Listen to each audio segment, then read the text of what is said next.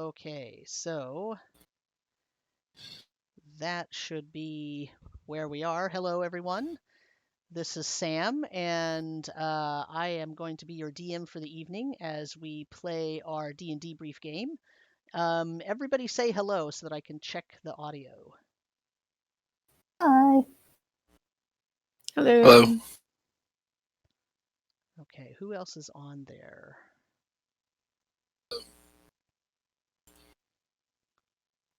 Say something again. Say something again. Hello. Hello. Say something again. Sound check. Hello. Say Sound check. Hello. Sound check. Hello. Karu. Sound check. Hello. Hi. I was looking for the stream. I was looking for this to go unmute. Well, I can hear myself now. Excellent. I think everybody's coming through.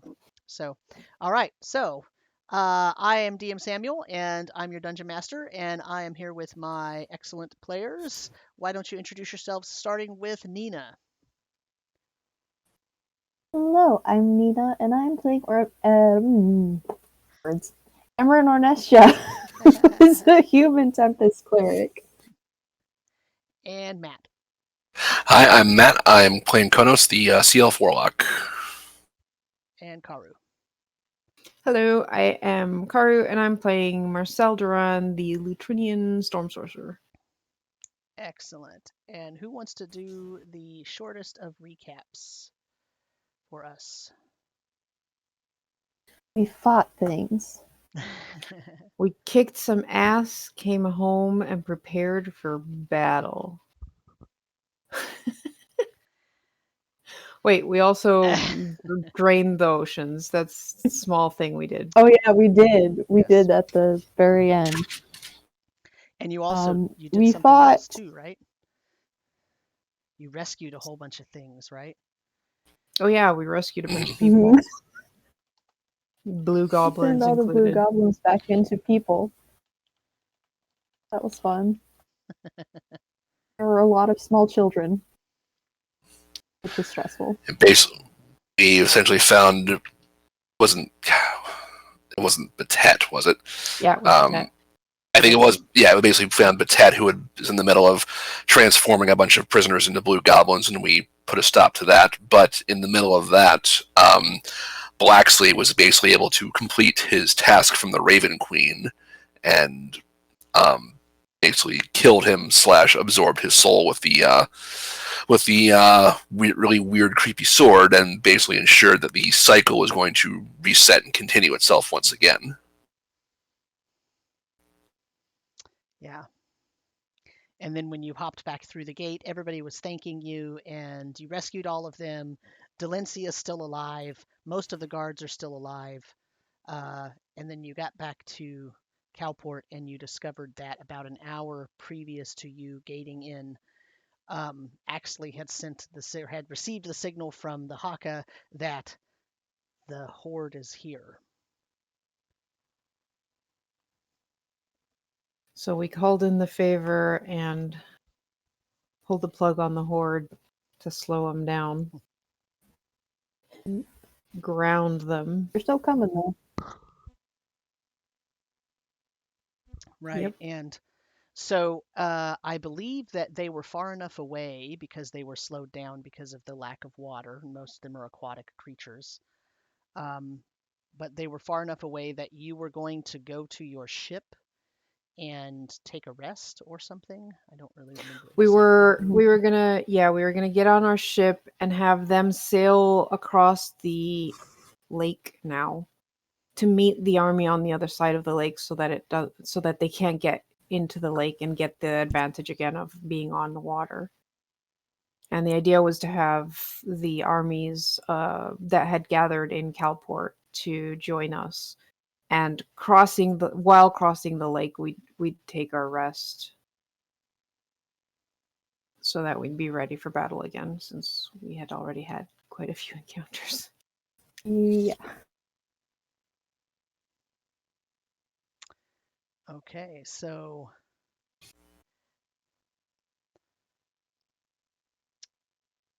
what would you like to do then?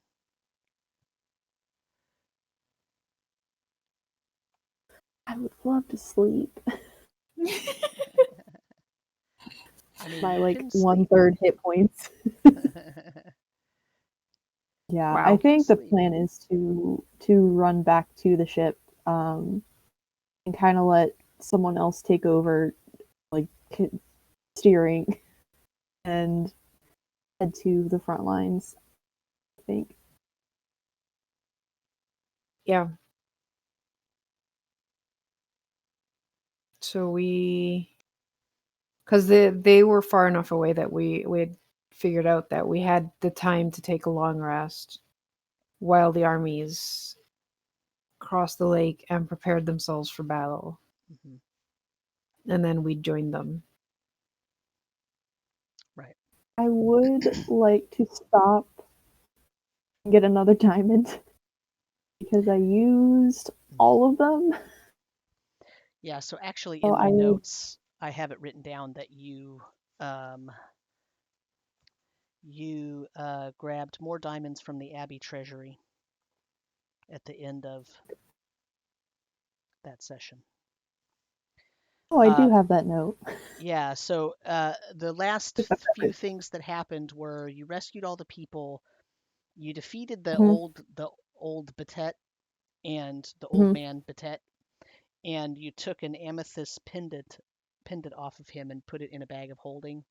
Then you rescued all of the mhm. goblins and the captives that were in there, and everybody went back. And then uh,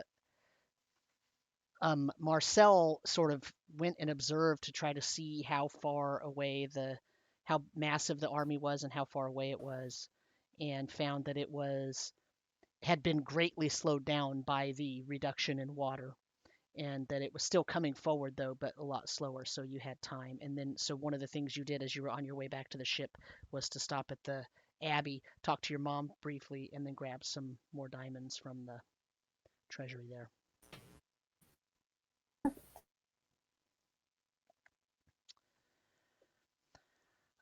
So what's your game plan? I mean, you're going to take a long rest, but We have one. I don't know. I mean, I think we talked about, our armada is going to confront their army, when they get close to landfall or lakefall, I suppose, and then we were going to try to be in the middle of that and try to find Leralak and deal with him. Right. Don't think we're gonna have too much trouble finding him because I think as He's soon gonna be as looking I, for us too. yeah, Yeah. he's literally gonna be honed in on wherever we are. And at this Um, point, we've done enough that we're kind of, sort of the generals of this army. Mhm. oh god, So it's a lot there's of this. the wherever the command tent is pitched. That's basically where we're at. Yeah, so Sure. Sabatine and Axley are basically being the naval commanders here, and making sure that everybody is sort of on a trajectory to, they've got a lot of clerics, right? A lot of sort of low level clerical type people out there up front so that they can try to turn all of these undead creatures.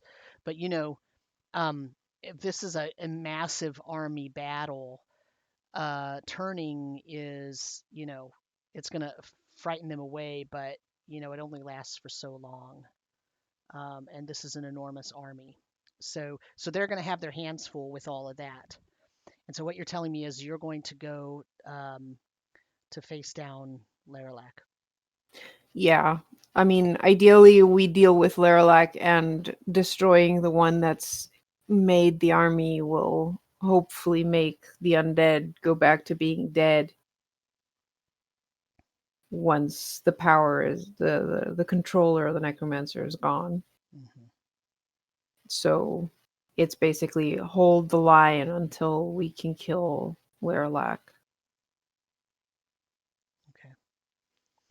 Okay. Okay, so is there anything you would like to do in preparation for this enormous battle? Let's assume you Oh, took your that's a long good rest, question. so you're fully healed, Oh, okay. and uh, you have, so you get your spent hit dice back and all that stuff. And so I guess, you're basically, when you get up, you're going to be preparing, and then you're going to head out to battle. So what would you like to prepare? No, first thing in the morning, mage armor on myself. I mean, that's fair. I think like just as we're getting ready to leave, I would cast Glibness on myself again. Okay. I might need like a hot minute to prepare some spells. Sure. Well, in game, I think it takes you like 10 minutes to pray to your god or goddess, and so this is what I need today. Yeah, literally all of the damage and potentially some buffs. I think we're gonna take Bless because that was kind of Clutch in the last battle. Yep.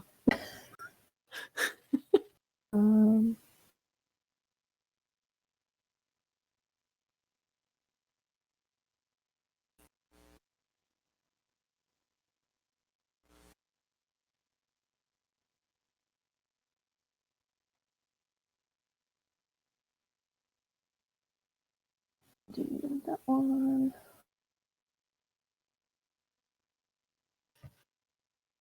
Yeah, I think the rest of my spells are in combat useful, not pre-combat. There's one that I would probably cast when we're getting ready for clashing. Do we have any like sight on like how the army is, and if we have an idea of where Leralak is? Kind of assuming front and center, but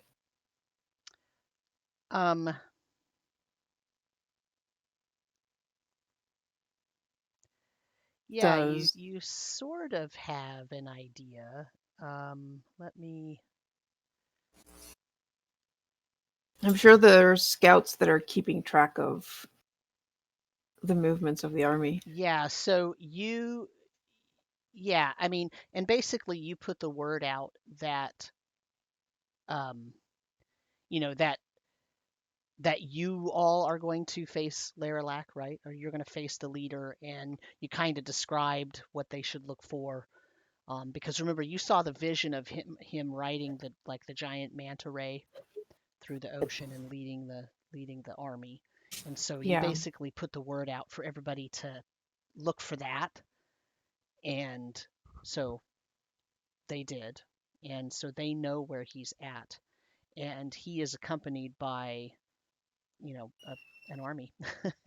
So, if you want them to leave you to a particular area with Leralak,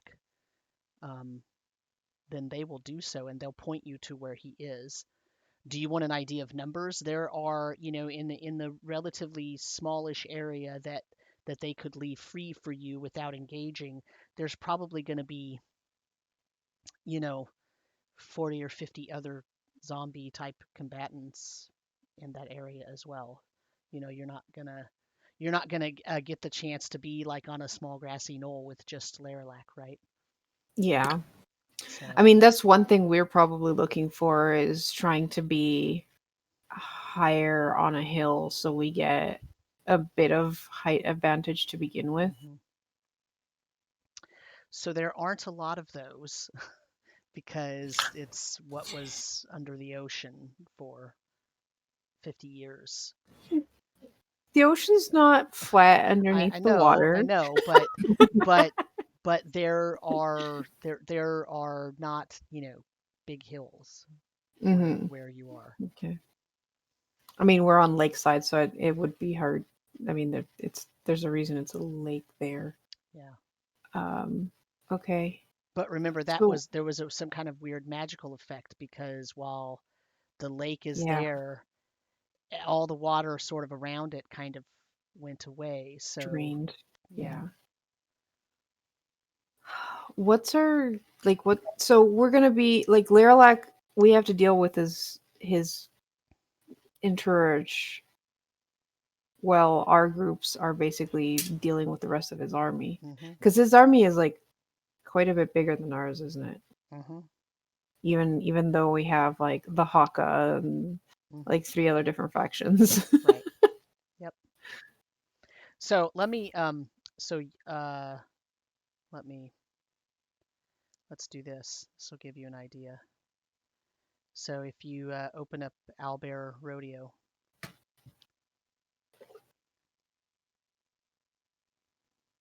Do you have a new link, or is it that's the the same one? same one that's in the Discord.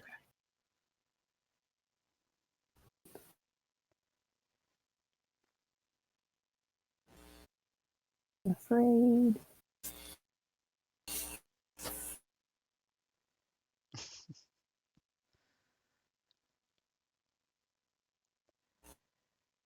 Ah, Oh. okay.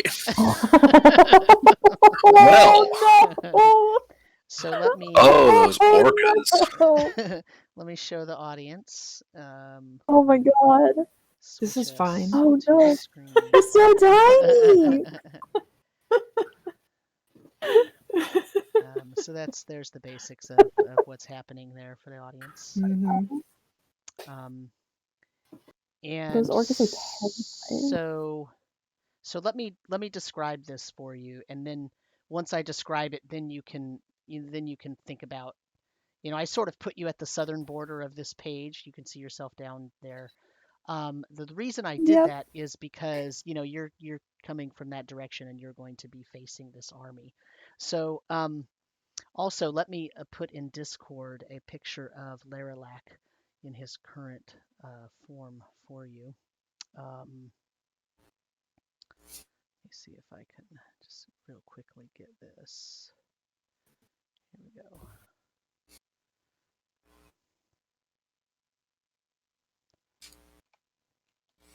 I can probably decimate that with one spell. Decimate what? Oh. There's Leralak.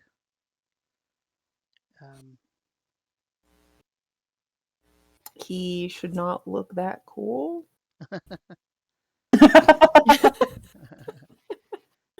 I mean, yeah. I don't think that's allowed. I mean, what's one of the perks of being the big bad is that you get a cool hat. So Yeah. That's really why he's doing it all. He just really wanted the cool hat. Yeah, You know? yeah. That's what I did that. I don't blame them. Yeah, Shimasa Hasit said, "Hey, come work with me. I'll give you the coolest hat." God, if I had known that, would have switched sides a long time ago. I know, right? I mean, I'm assuming This the is thing fine. in the forehead part is an amethyst. yes, it is an amethyst.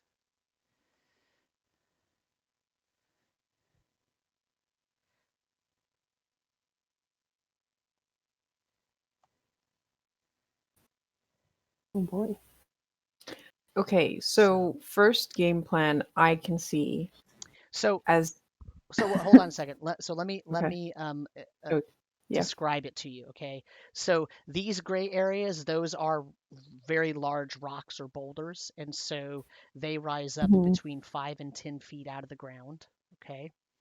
The green areas, the sort of darker green areas, kind of in the middle of the screen here. Let me get the pointer out. These here, these are not trees. They look like Mhm. trees, but they're not trees. They are sort of enormous clumps of, like kelp and what would have been sea vegetation. Okay. The these whales here, these orca, they are undead, but uh, they're beached, so they move very, very slowly, but they're still, well, I can't say alive. They're undead, but they're still moving, right? They're not just laying there rotting, okay? So I'm guessing they're moving kind of like a very big rotting seal, Yeah, kind of just kind of. Yeah, flippers. kind of. Yeah, they're actually not moving very much because they're just kind of laying there. It's very difficult for them to use their flippers to That's drag themselves along, right? But they are, Mhm. kind of my favorite image. yeah, they're really large obstacles, right? The same can be said for these rays here. These are undead rays right here, and right Mhm. here. Same idea. They can't move very fast. They have a real problem not being able to swim. Okay, this right here, and also this one. Those are what look like those flower-faced creatures that you fought on the ship that time, riding what look like giant electric eels. But again, because you drained the ocean, those electric eels are kind of, you know, they can't just easily slither like a snake or something on land. They're actually kind of wallowing in the mud at this point. Okay? So they're not very mobile either. All of these other creatures, these smaller creatures, are basically undead versions of various different types of sea creatures. Okay, so you've got some mermen in there. You've got some humanoid type creatures. You've got some more of those flower face individuals. You've got sort of these weird beastly hybrids that look kind of like fish and human, but they're all undead, mostly like zombies, and they're just sort of shambling forth. A few of these you recognize are kind of half zombie, half uh, those shadow creatures that you fought in the cavern. They're like that, and that's these here. There's a few of those. There's one here, for example. There's one here. There's one here. Okay, and so that's the story. And yes, this is a very big map. Each square is 5 feet. So if we take the ruler, right, you can see that from, for example, Konos to Leralak, which Leralak happens to be right here. From Konos to Leralak is 125 feet. Assuming we were that close. Assuming you're that close, right? So I'm just saying on this map, right? Saying on Yeah, this map. but they're like almost about exactly 200 feet across Right. So for the whole yeah. army So of or the section of the army, I'm guessing. right. So this is sort of, here's your, right. This is your sweeping radius here, right? So you're you've got a lot of space here, right? Oops. Yeah. Okay. And I have spell sniper, which is great. Which is what? What does it do? It doubles the range on any spell, so Mhm. I can cast at 300 feet before they get to us. Mhm.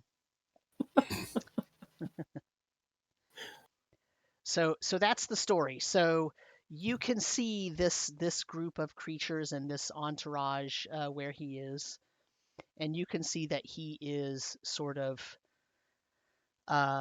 spurring them on, telling them, keep going, this is unacceptable, keep moving, worthless creatures, I mean, he's, He had this grand idea of making ocean army, Right. and then the army was just the ocean was just taken away. Mad. I mean, Yeah. I'm almost wishing this is still underwater because I've got something I was wanting to do for such an occasion, but not going to happen today. It looks like. That's right. I find other ways to have fun. It's okay. I'm sure we'll have fun. So I'm guessing this is like basically what we have to deal with while our army holds back the rest of Leralak's forces. Yep, pretty much. That's the Basically idea. keeping the rest of it away from us getting completely flanked by an entire army. Mm-hmm. Okay. Mm. Yeah, so the first thing I can see that we can do is, like I said, I have a range of 300 feet. So once either we get there to 300 feet away from them, or they get within 300 feet of us, though I suspect us going towards them and getting them away from the lake is better. Yeah. I can use my 8th level spell and probably, at the very least, disable about 2/3 of that group. I also have an 8th level. If I use it right off the bat, I can a range of 500 feet. Earthquake. I can take out a good chunk as well. Okay. How big is the area for earthquake? 100-foot radius circle. Centered on a point. 100-foot radius. It's decent. Yeah, you can hit the Yeah. whole army with that. Because there are 200 across.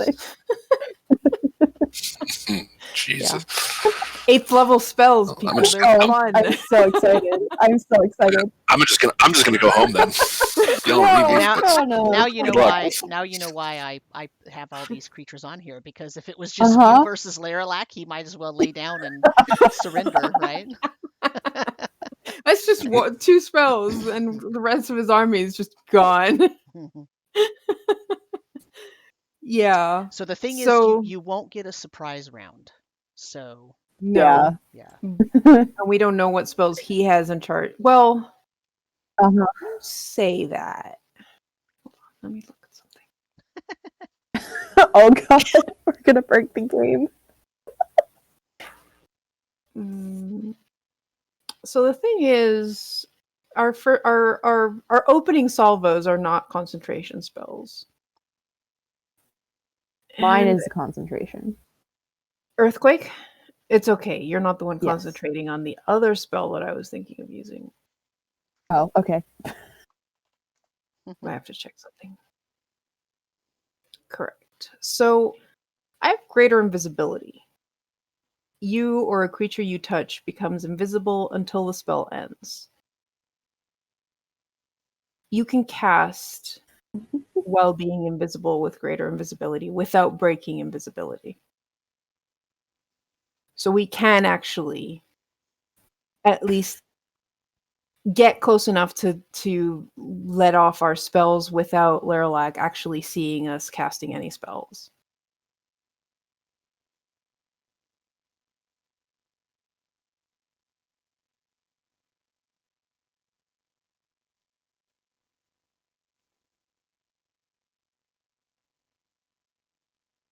I can only do that to 2 people, and we'd be on foot because that is a concentration. So I can't, like, I don't know, cast fly on us so we can get back.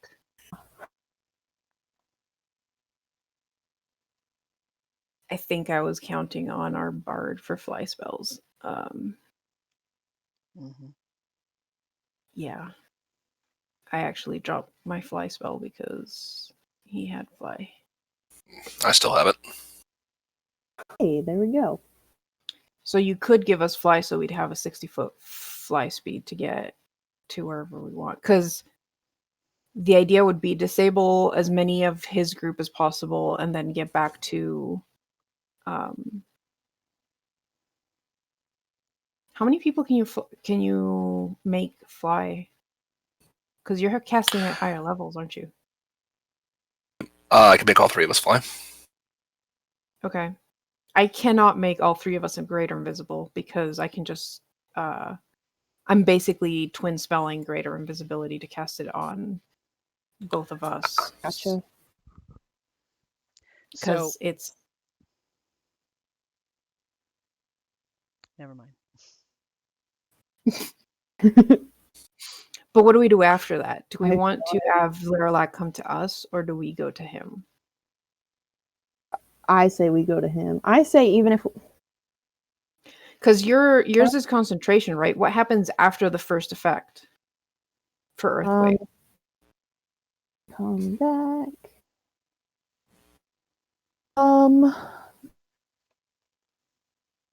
I will say the area that I cast it in becomes difficult terrain. Which slows them down. Which slows them down, which is good, but also will make it hard for us to walk on foot, so I don't recommend Not going if on we're foot. flying. Yeah.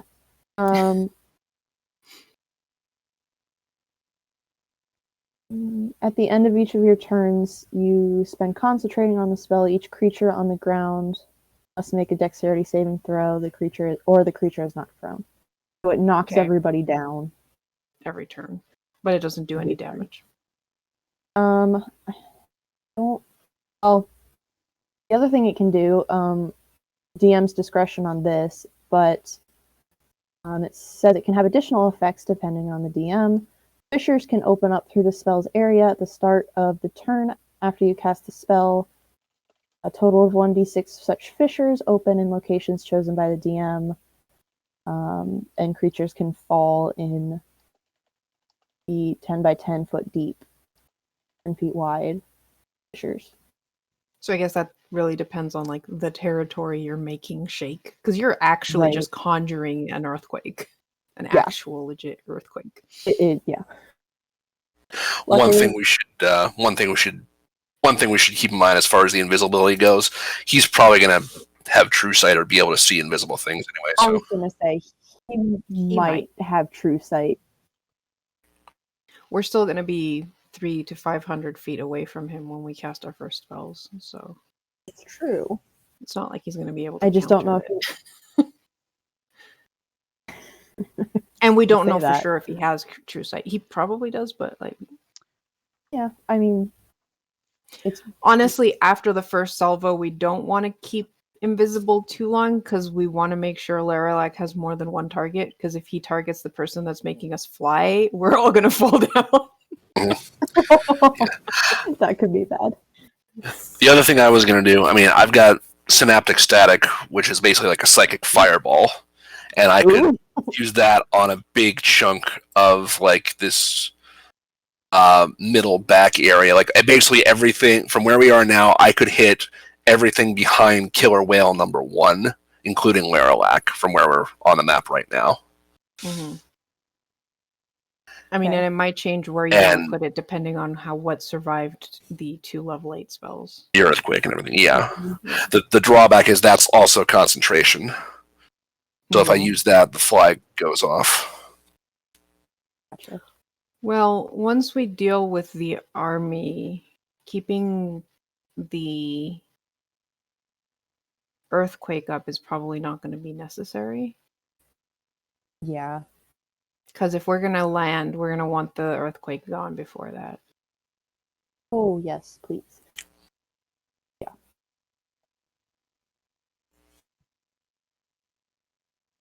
Okay, so our plan would be cast fly, greater invisibility on the 2 first casters. We get to within 300 feet of the army. You cast earthquake. I cast I forgot the name, sunburst, on the area that seems to have the most that survived the earthquake. And then we close in on Leralak.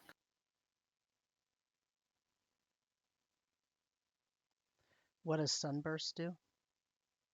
Sunburst is a 60-foot radius sphere of 12d6 radiant damage. Holy. And everyone who fails their save is blinded for 1 minute. Half damage and no blind on a save. Undead have disadvantage on the saving throw, of course. Yes. It's a sunlight grenade. So is Konos? So are we flying in without Konos, casting our spells, and then going straight for Leralak, or are we waiting for Konos to catch up and then all going in at the same time? Yeah, we'd have to wait for Konos to catch up. I mean, Konos could probably fly low and try to like sneak up in the meantime. But we'd be invisible at least until we finish like casting what we can. I mean, I hesitate to plan farther than that because it's really going to depend on how many die in that first turn. Right. Quick question, DM. Yes. What's the weather like? That is a good question. Let me find out. If it's storming, I would really appreciate it. Oh, great goddess Goras, if there could be a thunderstorm. Okay, there's a thunderstorm. Yes! Hey, while you're at it, can we have about 50 ballistas too? I mean, that's what happens when a 15th level PC asks the deity for something, right? I mean, yeah. Beautiful. I love it. I mean, I'm sure So the about night those 50 before you were ballistas. like, please, Skoras, Yeah, we need a yeah. thunderstorm. Okay. So I have a thing I can cast after that as well. That's 120 foot thing. The other thing is, with as far as flying, I've been informed that I can apparently polymorph into a storm wyvern. So I could potentially carry both of you as a storm wyvern if we want to just and then get us everybody Oh close. my god, please. Okay, that would be fun. I'm so game. This is so ridiculous. I love it so much. All right, hold on. I have to grab something now that you're talking about storm wyverns. So hold on. Okay, no problem. Storm wyvern carrying a storm sorcerer and a storm Cleric. cleric. Great. We embody the storm. I have been waiting so I long. mean, this is when I miss, Axley, because now we have the bard playing, Ride of the Valkyries on the back. Yeah. It's okay. He's still there. He's background music. Yeah. Like way far away, but it's there. I've been waiting to use Call Lightning for so long. Yep. I also have plans for my 7th level spell. I'll be using Crown of Stars before we go into battle. What is that? Which does what? What's that do? It's a 1 hour duration, no concentration, which is one of the reasons I picked it. I get 7 star-like motes of light that are going to be like crowning above Marcel's head. The motes shine bright light in a 30-foot radius, plus an additional 30 feet of dim light. And they just orbit my head for now. But I can make a ranged spell attack with them and shoot one of them at a target. It's single target, but I get 7 of those, so Nice. So cool. Emerit is definitely going to bow and be like, Your Majesty, as you cast that. yeah, sure. It's not. They're not even fighting in at this point. I just cast the spell and it's just like everyone starts bowing. It's like, please don't. Oh, a thing.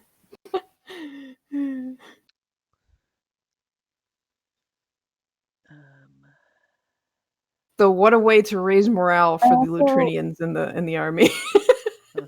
Yeah, beautiful. I also prepared Guardian of Faith, so we can have kind of a bodyguard behind us, keeping the army at bay, whatever we did not manage to kill.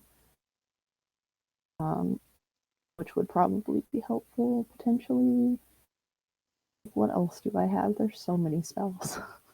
And once we get close, yeah, I have a bunch of concentration spells, so it'll really depend on how things same. look, which I use.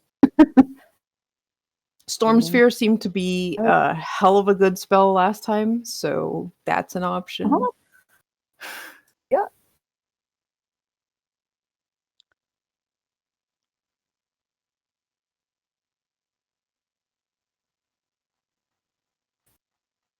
I also have Firestorm, which is also really good. So if we're on the Storm Wyvern, we can cast, right? But the Wyvern can't attack with us on him. Say that again. For Konos, if Konos is a Storm Wyvern, we wouldn't have issues casting from his back while he's flying.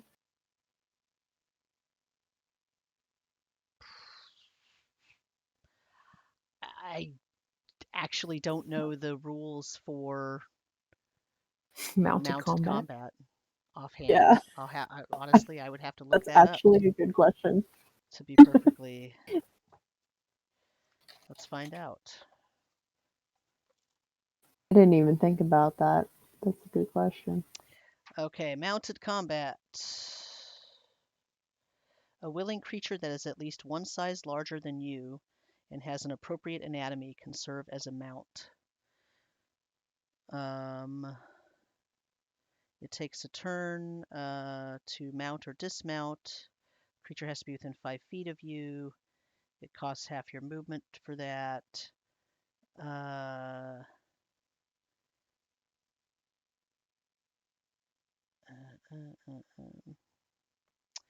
While you're mounted, you have two options. You can either control the mount or allow it to act independently. It's an intelligent creature, so it will act independently no matter what.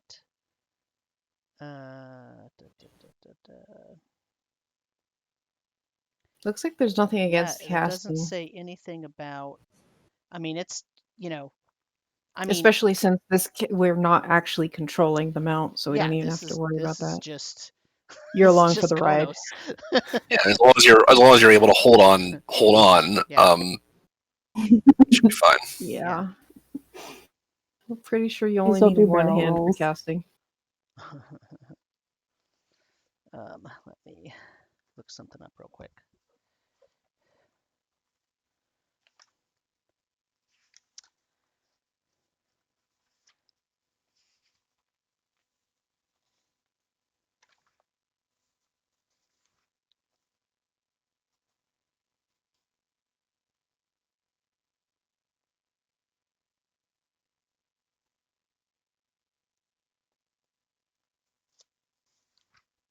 Okay. All right. So, Matt, do you need wyvern stats? I've got regular wyvern stats in front of me. Let me check. Just want Yeah. Because I modified it, so.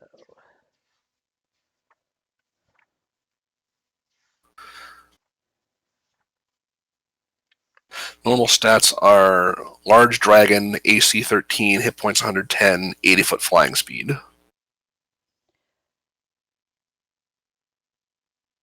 Yeah, so. Okay, you ready for this? Yep. AC 16, 127 hit points.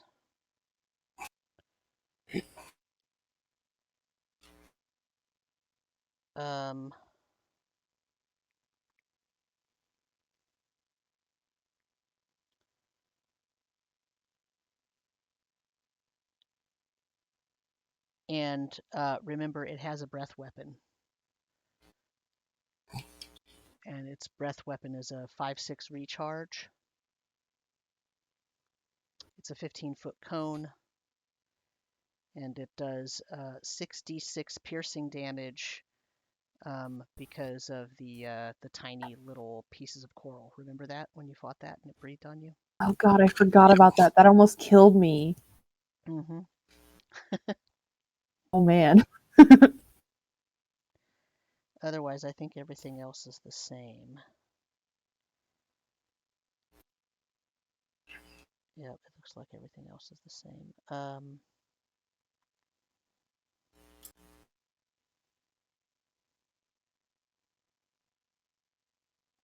Yep. Okay. Okay. Sounds good. All right, Boy. so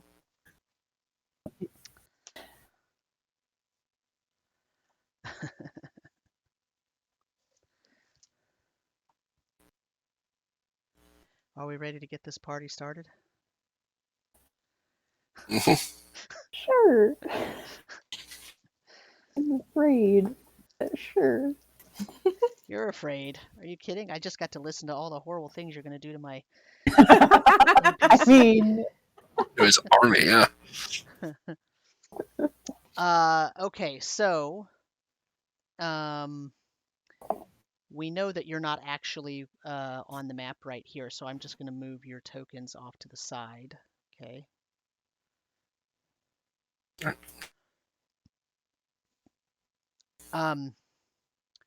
Let's roll initiative. Okay.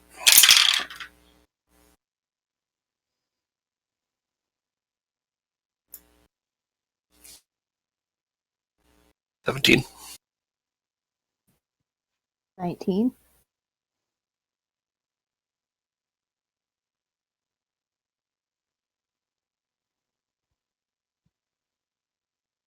What did Marcel get?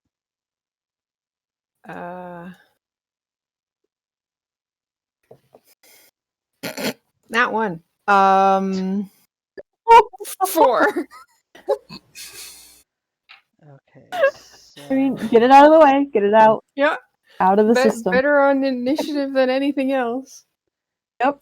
Uh-huh. well, I only Oh, rolled a God. 7, so that means that the order is Imran, Konos, the creatures, and then Marcel. But you're Mhm. starting 300 feet away. So what's Imran doing? Oh, and did you cast anything before you? Make sure you mark off Yeah. your So spell I'm save. casting. I cast the crown before we leave. Okay.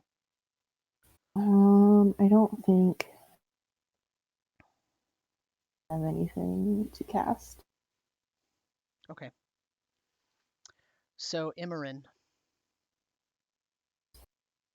Hi. Yeah, I'm burning my 8th level right off the bat.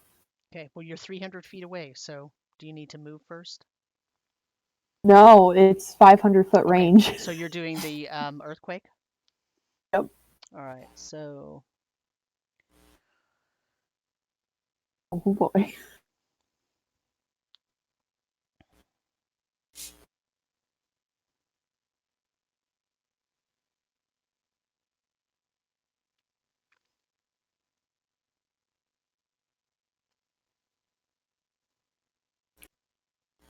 Yeah, okay, it's so it's a basically. con save. All right, so God. let's measure this real quick. So, uh, I think it's like that big. yeah, because it's a 100-foot radius, right? So it's going to be 200-foot diameter. Yeah. Jesus Christ. Yeah. Okay, so it hits God everything. damn. So, okay, so what's your spell save DC? Holy crap. Yeah, because it's 100-foot radius. That's Yeah. 100 foot. 17. Okay, so, and what do they take if they're, These They don't take damage, they're just knocked prone. okay. However, again, it's DM's discretion whether or not fissures open so, up. roll me a d10.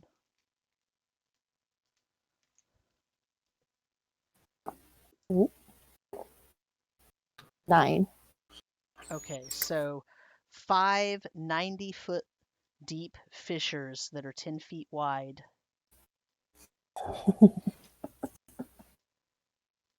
Open up. So, oh Lord. All right, so let me draw this here. I'm so excited.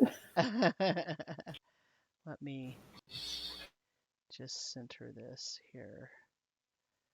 Okay, so, oh boy. All right, so let me draw this before. So they're going to be 90 foot deep and 10 feet wide.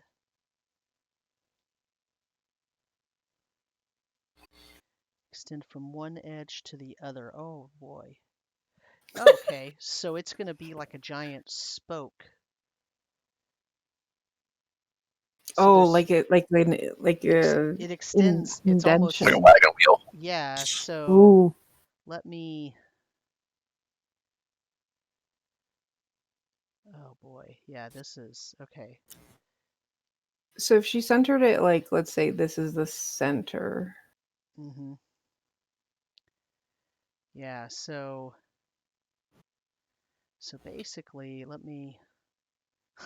Oh God. Wow, this is, yeah.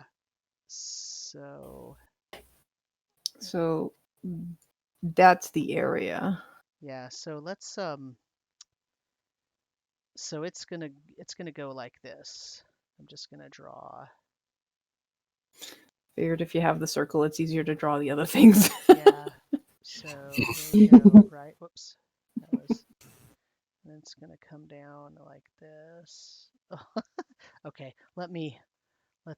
I gotta, There is a ruler. I know there's a straight line thing, so I mean, it's yes, gonna there's go a. like this and like this. Right, and there. I rolled a d6 and I rolled a 5, so it's right. So there's 2 of them.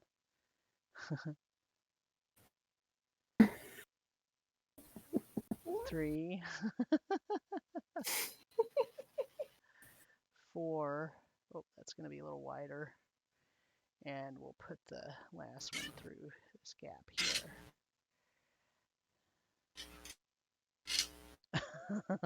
Jesus. Okay. This is So, beautiful. so the undead are gonna just fall in, right? And it's 90 feet, so this guy is dead. This Squish. guy is dead. Just rather than roll, because they're not gonna say this guy is gone. Okay, this guy is gone. This guy is gone. This guy is gone. These guys are floating, so they wouldn't necessarily fall into that. I'll still roll their save to see if they get knocked down. But this guy goes. That was a big win right there. Yeah, so I need to roll for him. Oh, that poor whale. My poor whales. That guy's gone.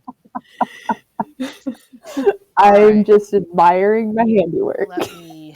That's funny. So that guy totally failed his save.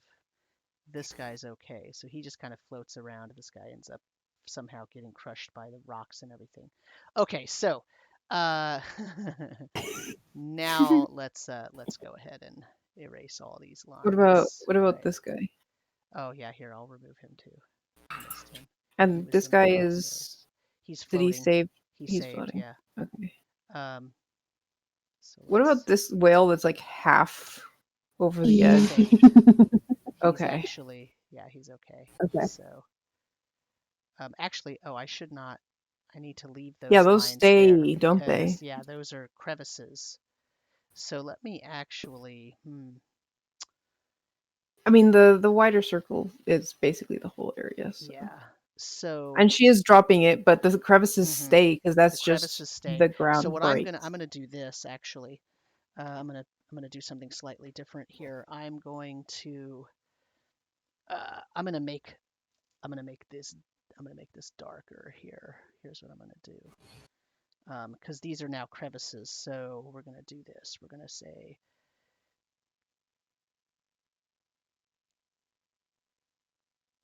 right. So these are areas where it's not even like difficult terrain where you can't walk.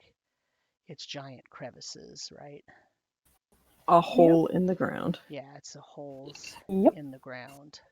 I'll leave the lines there, but just to remind us the portion here. Yeah, that's helpful. Well, that fenced him in rather nicely. It did. Yes, it did. Poor Sam. Here's my beautiful army. Oh, look, I knew these guys were going to go away pretty quickly. I mean, to be fair, we're burning our highest spell slots Yeah, for this, so that is my highest. Yeah.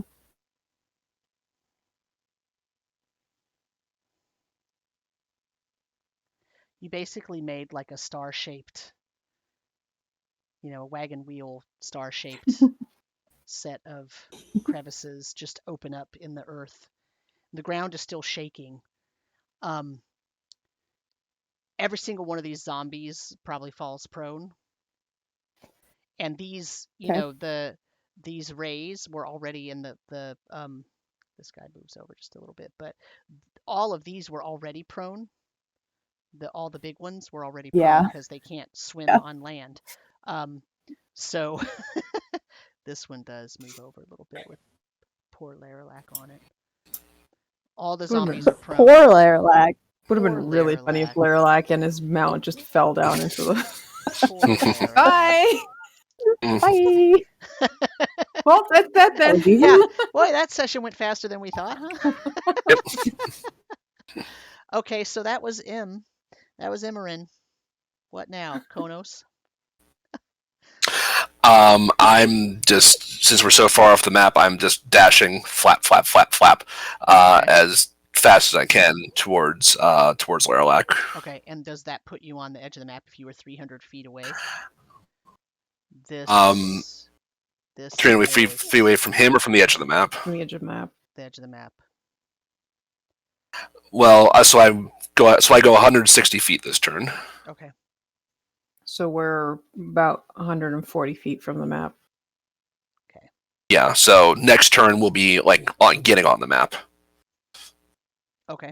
and I'm gonna be 15 feet off the ground, above the ground. Okay. Well, all these zombies got knocked prone, so they're going to spend their entire turn standing up. And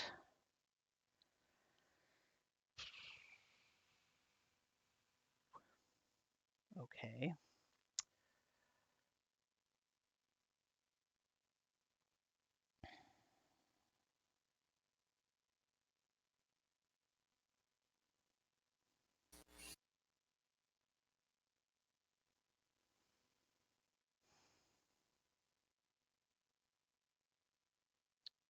Yep. Okay. Marcel, what are you doing on your turn? Making it even brighter. Okay.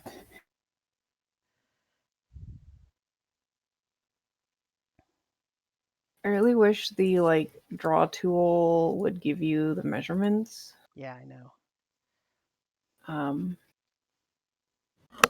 But that's 10, 20, 30, 40, 50. Did I calculate that wrong?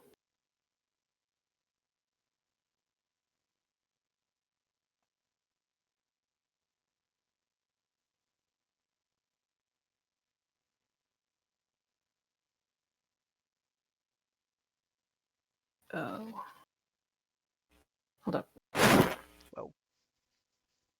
Shit. Yeah. Undo. Oh no. Okay. It's okay. Yeah, There's the undo button. Yes. All right. So if I do it from there, that's 60 feet, right? I can't see anything till you let it go. Oh, okay. Hold up. I am putting my hand. What? Oh. Okay, that's 60 feet. 60-foot think. radius. Yeah, 60-foot radius. Yeah, which means. Yep. Yeah. This says it's 165 foot. What the heck is going diameter. on with? Oh, because it's the diagonals. Oh, I see what's going on. Okay. I gotcha. All right, let's try that again. Wait, now, wait. That was weird. But yeah, so okay, go ahead. Yeah, because the diagonals are Mhm. counted weirdly. So since I had calculated the 60 on the diagonal, but it's the straight Yeah. line that needs to be 60 feet. So Yeah. we will put it on one side, I guess. So that's 10, 20, 30, 60. Something like that, anyways. Okay. Probably a bit And lower, just to make sure to catch the whale at the bottom. yeah, and what does this do? Con saving throw or take half damage. Okay. Disadvantage if you're an undead. Okay. And what's the damage? I'm about to roll that. It's a lot of dice. So I'm using I'm using the D&D Beyond dice. Hmm. Oh shit! Wait, no, come back here. What happened? I clicked the thing and it got rid of the numbers. How do you check the chat of the group? The what now? You rolled a There's 15 strength save. It's in the top right corner. There's a little red box with a cat symbol thing. Wait, Ah, what? there we go. What are you looking at? Okay. You looking at On D&D Beyond? Beyond, yeah. Okay, so I have empowered spell, so I can re-roll some of those dice because I barely use my spells. 4 of the dice. Okay, so where'd all the numbers go? Oh god, this is what happens when you have so many numbers. So I'm gonna re-roll one, So two. wait, I'll use so these. you rolled a 43? Yeah, but I'm gonna re-roll some of those to see if I can get higher because I have empowered spell. Okay. Which lets me re-roll 4 die per sorcery point. So I'm gonna re-roll the 3 1s and one of the 2s, and hopefully not get more of those. What the heck is the range on that spell? It's 150, but I have spell sniper, so I double that to 300. Right. Holy cannoli. Jesus. This is fine. So 43. I'm re-rolling 3 1s and a 2, so that's -5 plus what I just rolled here, which is 8, 11, 16. So I did 54 damage. Okay, so 54 damage. And that's radiant damage. And it's radiant. And so yeah. So if they save, they take 27 radiant damage. Right. So if they're gonna die no matter what. That's why I was giving you the half. Right. I'm expecting the big guys might survive the half, so but that reduces how many people you have to roll so yeah, so let me. Okay, so all of these zombies are gone because even if they save, they're gonna die. Kind of what I figured. So I don't even have to roll the dice for those. As I said, this is why they were on there in the first place. I knew that 15th level characters could totally just... What army? I don't know what you're talking about. Army. You had an army? Yeah. I mean, to be fair, we still have the other half to take care of. It's okay. We'll get there. Oh, yeah. I mean, for sure. What a good kitty. This guy's going to go, and this whale is going. Okay. I'm going to roll for Leralak. Is he undead? I would imagine. What was it, a con save? Con save, yes. He rolled a 22. Pretty sure that saves. So he takes 27 radiant damage. And is not blind. Okay, 27. Okay.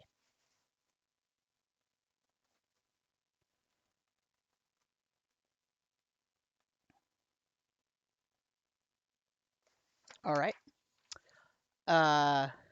And the stingray that he was riding falls dead. Beautiful.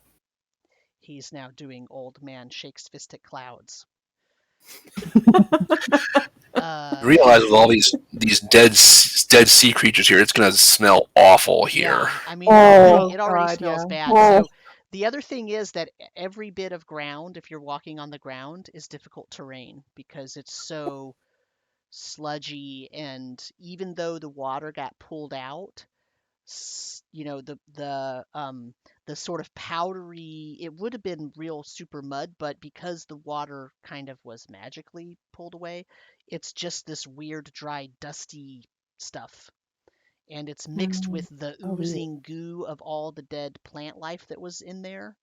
And so, yeah, it's pretty nasty. So everything is difficult terrain, actually, in case I didn't say that before, which I probably didn't, but you get the idea. Well, it became difficult terrain when the earthquake started. Right, right. But I mean, it was difficult terrain already. To Yeah. begin with, yeah.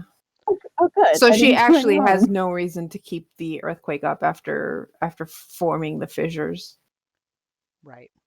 Though I think he keeps making fissures each turn if you keep concentrating on it. Though that's Whoa, does probably it? not necessarily a good thing. I'm not entirely No, no. certain. Oh, okay.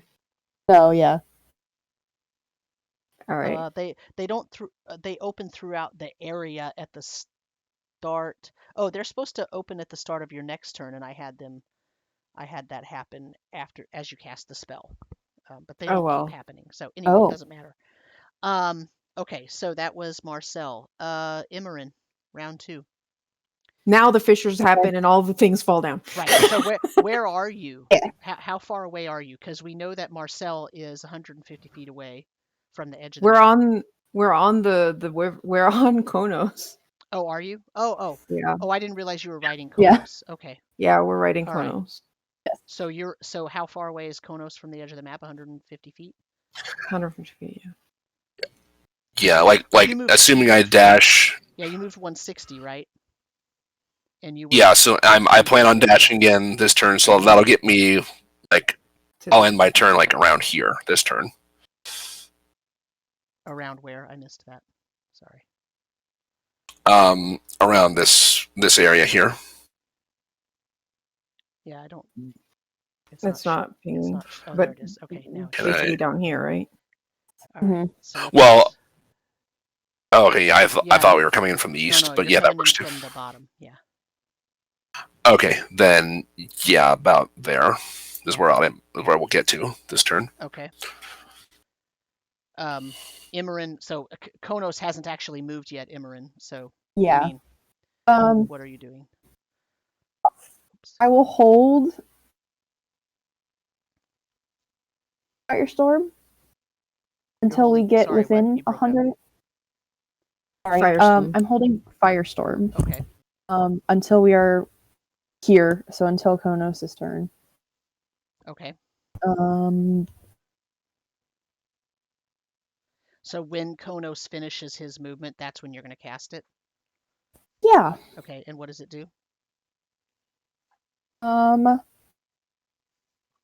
I can create a storm of fire consisting of 10 10-foot cubes, which I can arrange as I wish. Each cube must have at least one face adjacent to the face of another cube.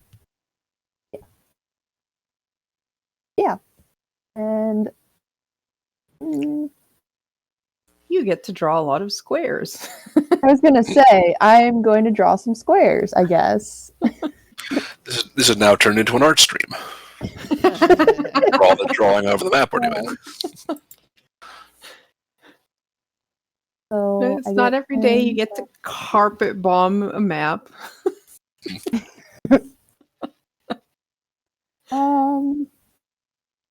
I kind of want to take care of the orca. So that. Oh, I don't think I did that right, but it's fine. So wherever you start, it's going to be the middle of the square. Got it. The way this thing does its drawing is This weird, is strange. right? Or oh no, see now it's doing the corner. It changed how it does these. Never The mind. circle does it from the Yeah, center, from the but center. I think the square does it from an edge. Yeah. So Got it. what Okay. are you trying to? Okay. So it's a 10 by 10 square. How many of those? 10 of them? I believe so. Okay. I get 10 of them. As long as they're connected, you can do them in any direction As you long want. as they're connected.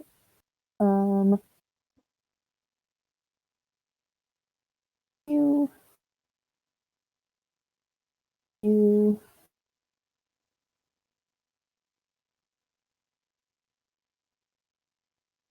1, 2, 3, 4, 5.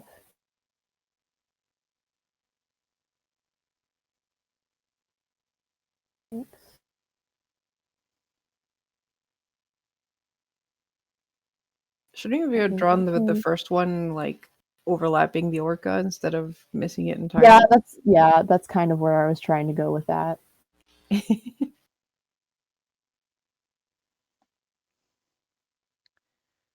So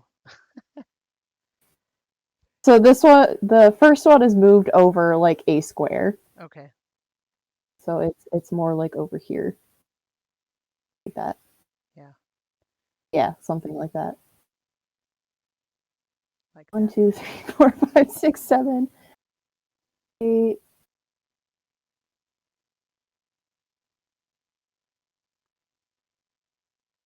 We'll do 9 and 10 just for the heck of it. So we'll go with that beautiful design. Okay. But you can, because that last one, you could put it here, one there to get that guy. And I would probably move this Yeah. one up there so That's- you can get those two. I'm hold on. Does it say? Like that. Oh, I don't know why I'm thinking It of this like says wall of fire it that they have. says It's just like you can arrange them how you wish, but each cube must have at least one face adjacent to the face of another cube. yeah. So the question is whether you think whole face means all 10 feet or at least 5 foot, right? Because right here you only have a 5 foot touching, Right. and here you have 5 foot, 5 foot. Oh yeah. So So it's a let's do complicated this. spell.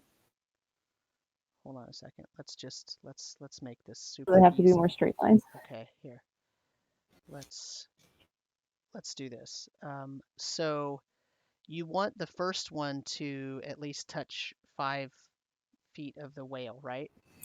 Right. Yes. And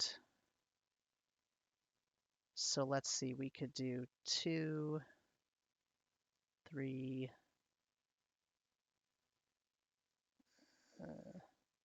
4, 5, 6, 7. That's going to get that whole guy. This would be 8, 9, 10. We could probably just say that this guy's also in there, but I don't think you could get these two down here, no matter how you arrange those. Yeah, that's fine. Yeah. Yeah. Okay. That's perfect. Thank you. That's going to do 7d10 fire damage.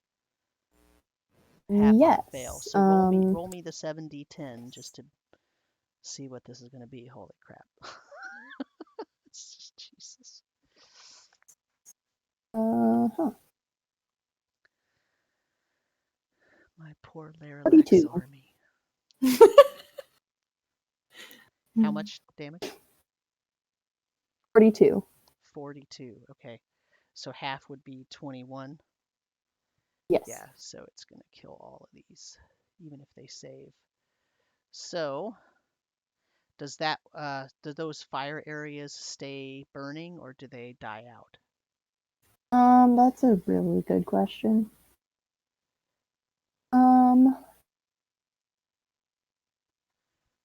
The fire ignites flammable objects that aren't being warded or carried. If you choose plant life in the area is unaffected by the spell, so I would say I don't really want anything burning necessarily. Okay. After the creatures die, I will extinguish it. And also, concentration on earthquake has obviously dropped. All right. And this. Yeah, so these then go away. So let's take those away.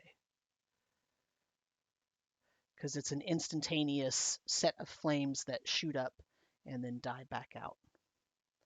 Okay, so that was Imran and Konos, which means it is now the creature's turn. The army. Wait. Okay, those 4 moved. That's all they're doing. Leralak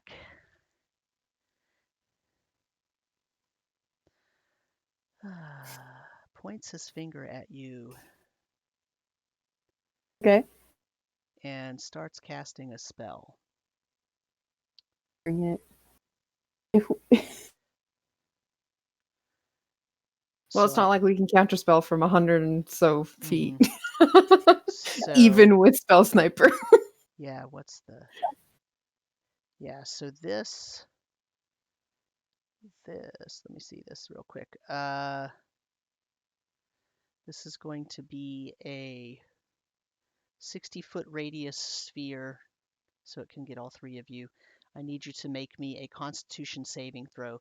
As he points at you, you see a black wispy cloud of smoke come up and form a sort of circular dome around you. The save DC is 17, and it's a con save.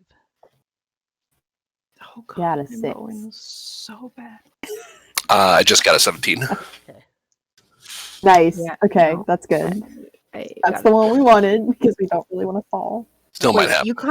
you cast? Did you? Cool. No, you didn't cast Bless on us. I We're not cast- blessed yet. Oh, yeah. No, I You didn't. It's 12. Concentration, unfortunately. Yeah, that's why I figured. No, not yet. Yeah, not 12 yet. for Marcel. 6. Okay, so There we go. this Now is Marcel going, dies. this is going Aw. this this is going to do 8d6 necrotic. I'll be or fine. I'm half resistant. on a save. So let me roll real quick. I'll be fine.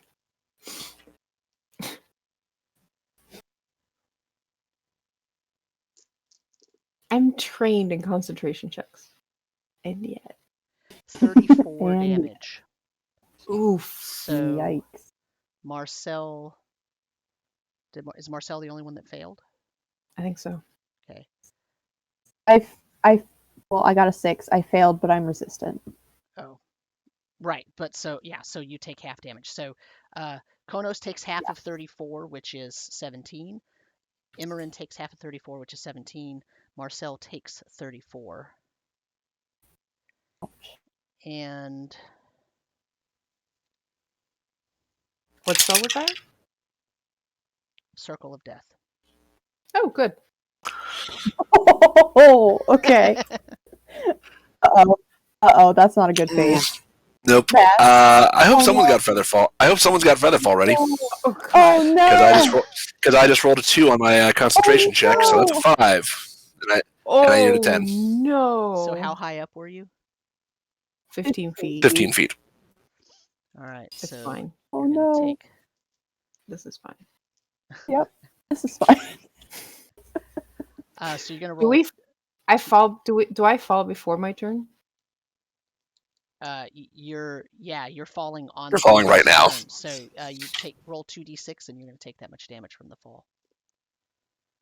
What, you want me to roll it? No, I want Konos to roll it. All of us. Oh, okay. That makes sense. He's the We're all reason falling. We're So falling. 4. 4. Okay, so you take 4 extra damage. Okay, that's not. Could be worse. That was relatively light comparatively. He wasn't flying 60 feet up, so. And Yeah. then Yeah, which was fun. let me see.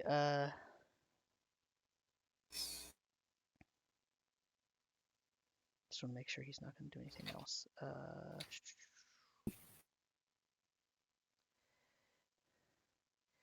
He yells across the battlefield. I've been waiting to face you for a very long time. I think it's ludicrous that you think you can defeat me. Join me now, and we can rule together, Imran. And then it is Marcel's turn. Fuck you! What's that? Can't hear you over all the seagulls. Beautiful. Can't hear you over the storm, and I'm gonna summon a storm sphere on him. Nice. Okay. Oh my god. Oh god. You love to hate him. Yeah. Yeah. So we'll put it. So what level spell is that?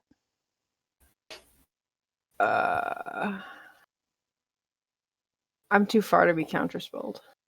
I was just ask you what level the spell is. Jesus.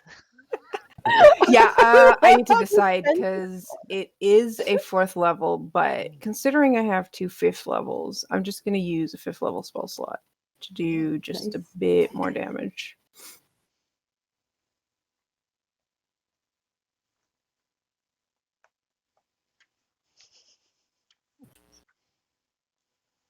Because why not burn all our spells? Yeah, why not? Why not? Not like we're gonna face Shimasahasi right Immediately. after this, right? Yeah, and then completely I know, obliterate right? I mean, it. Marcel's not expecting to do anything else today. All other hope not. I appointments and sure battles need to don't. wait till tomorrow. I have a busy schedule. so what's Okay, this so orange that's sphere do? 20-foot sphere of whirling air, and each creature in the sphere, when it appears or that ends its turn there, must succeed on a strength saving throw or Okay. take 3d6 bludgeoning damage. So it needs a strength saving throw when it appears? Correct. And if he passes the saving throw, what happens? If he passes, he doesn't take it. Oh, I rolled a 20. Okay. He needs to stop rolling so high. Yeesh, change dice. Even if he had failed, he can just choose to save anyway. Yeah, but that means he burns the legendary resistance, which is great. Then we can, banish him. We're not going to banish him. We want him dead, not banished. Actually, feel free to I could banish plane him. shift him. Yeah, no. This is one enemy we I could do plane not shift him want. somewhere. Okay, I mean, so I let could, me I could just. send him somebody really nasty. Okay, so then as That a would be bonus action. okay, as long as he died. You could send him to say hello to Glacia and tell her that Yeah. you took the Arc of Sorrow. Oh God, I forgot. Oh, I was Let's going to not. send him to the Raven. I was thinking send him to the Raven Queen, but Yeah, well, you could do that too. that'd be nice. Yeah, Nice, right? yeah. they'd have a great time together. All right, so he's not going to get to save against this one because this is a spell attack. Mm-hmm. And I And- finally rolled high. So that's a 27 to hit. What are you doing? I'm lightning it, bolting him from the sphere. Okay, how much? 27? That hits. Okay. Better freaking hope so.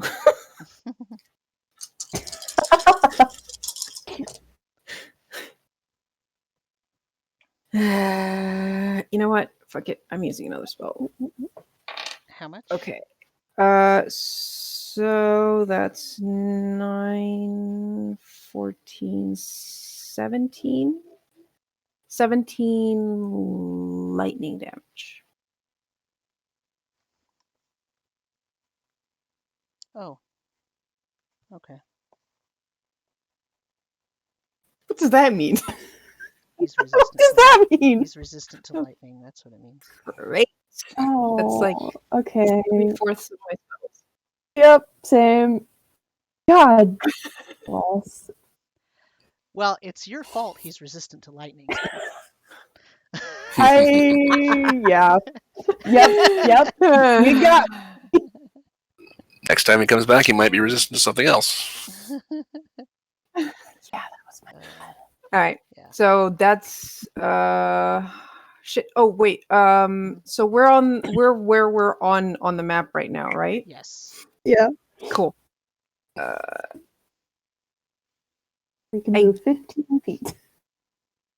Well, I'm gonna fly. I don't want to. Oh, okay. Be cool. That's fine. I'm gonna. Whoops. And if we want to get really close to him, I still have dimension door.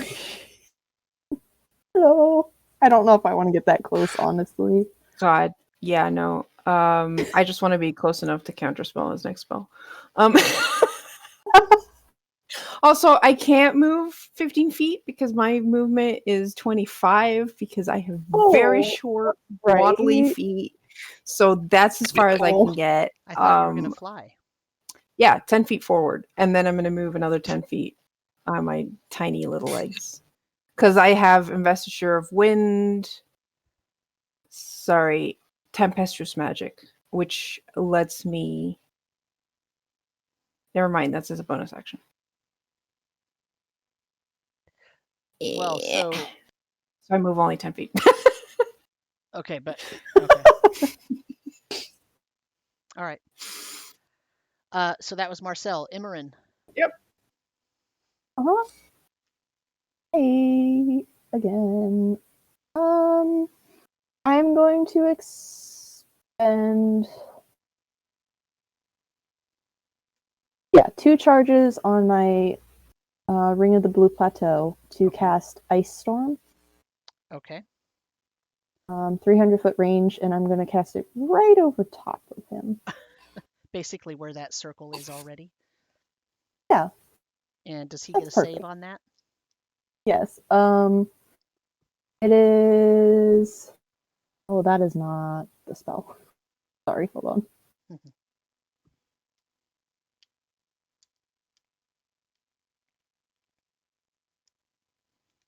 There it is. Yeah, Dex saving throw.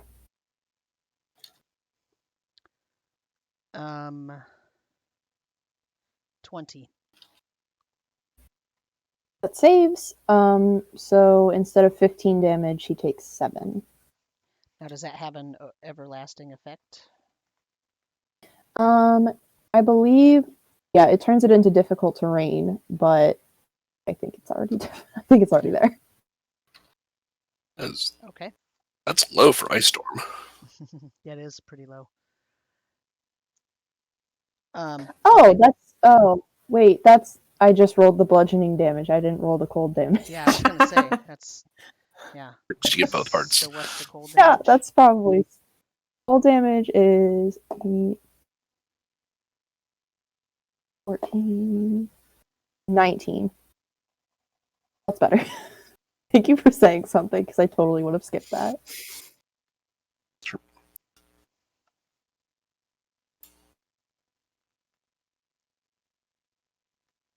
$19, you said? Okay. Yes.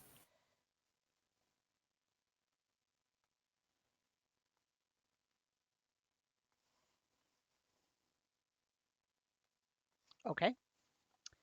Konos. Imran, do you want to fly again? Yes, please. All right. Hang on. Might as well. Okay, so I stand up. I'll move 5 feet and just do it for everybody. Just cast fly on everybody.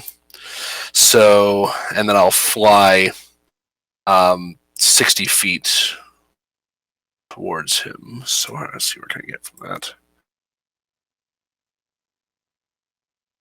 Okay. So, and I'll land there. Okay.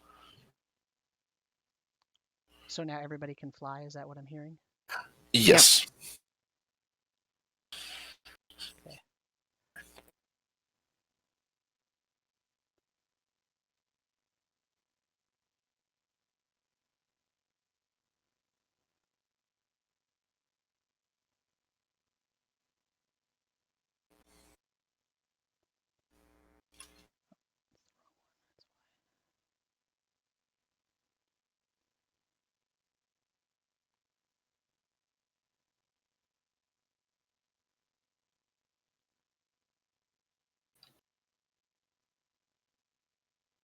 Okay. And that's my turn.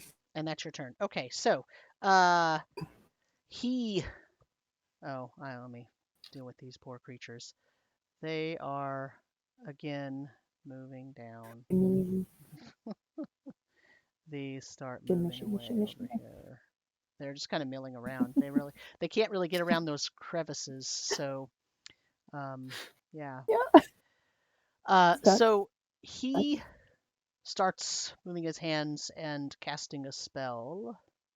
I can't counterspell him. However, he starts his turn. He needs another saving throw. Oh, Strength saving throw.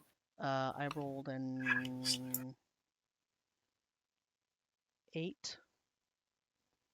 So what happens if he fails it? Take some bludgeoning damage. Okay, how much?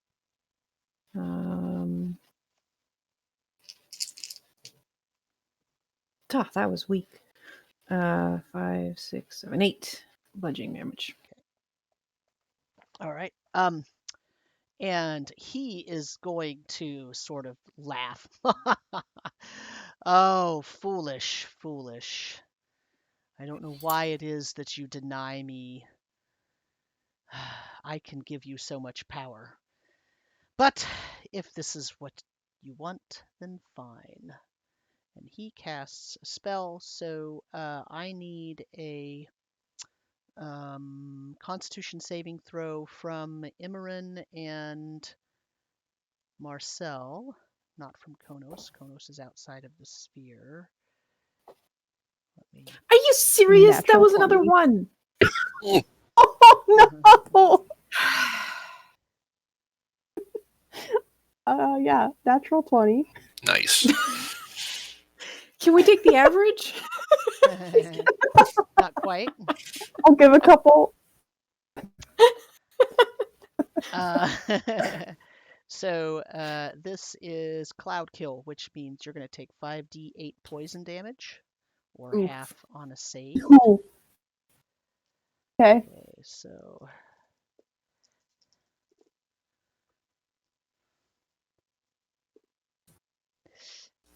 32.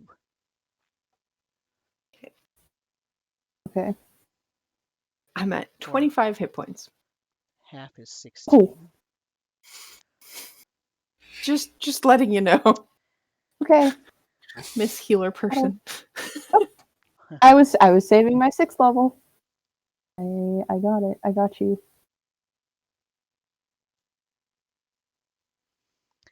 And he actually walks. Difficult terrain all over him. Yeah, I know. He walks to there, though. Two layers of it. Yeah. Okay. I don't want to get close to him because we're going to be either hovering over the crevices or We just really have to close to land. them. Yeah, I'm but if I have to make a getting the- dexterity saving throw, I mean, I just don't want to be I'm hoping getting away from Emran makes him attack Emran and not me. I mean, okay, but stay close to me for this round so I can heal you. Oh yeah, no. So this is a Then I'll run cloud. away. From... This is a cloud of poisonous gas, right? So Oh, is it if you- staying? yeah, if you stay in it, you will have to. If you start your turn there, you'll have to save again and then take damage. So if on this turn you leave the cloud, then it will not move with you. But if you stay in the cloud, and then you'll take damage again. So Is the storm we're in doing anything to disrupt any of that? no, it'll stay for one turn and then it starts floating away. It dissipates. Okay. Okay. So Marcel. So, Emran, you move. No, I would suggest you move forward. Like Marcel would suggest that you move forward. Is it? Oh, but it's not your turn Marcel, yet. Wait, sorry. It's your turn. Yeah. Okay, so It's not you're your going. I was going to after say it's not my me. turn yet. Yeah. Okay, Marcel, I had you're- the order I go wrong. after. Yeah. Okay, no problem. That's fine. I don't want to get too close to him, anyways. I just ideally don't want to get too spread out. So. And you have a 60-foot flying speed. Oh, cool. Yeah. So I'll fly forward 30 feet, I guess. And land.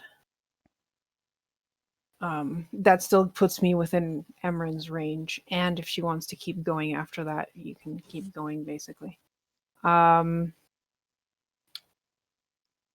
So on my turn, I really don't like that he's resistant to all my spells.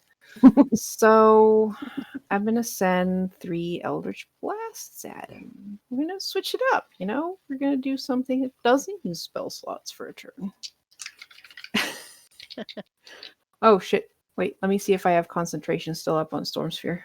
Now I roll well. So it was 32 damage? Right. Mhm. It was, yeah, the first one was 34 34. on last turn, and then this time you took 32. Okay, oh yeah, so it was 32. Oh, because I've been hit. Because you've been hit twice now, and I don't think I reminded you. But the of that. first one was before I did Storm Sphere, because Oh, he was goes it? Okay. before me. Okay, that's fine. This is my first turn afterwards. So 30. Okay, so this DC is 16. I rolled a 14 plus 7. Okay. Storm Sphere is still up. Okay, so Eldritch Blast time. 1, 3. I'm going to guess the 1 and the 3 miss, because 3 is going to be 12 to attack. Yeah, that's a miss. 8 versus AC. But the other one's a 19, so that's going to be That hits. almost, Mhm. yeah.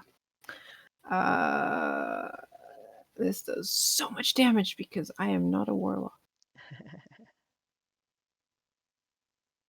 I'm just gonna re-roll that. 9 force damage. There Okay. you go.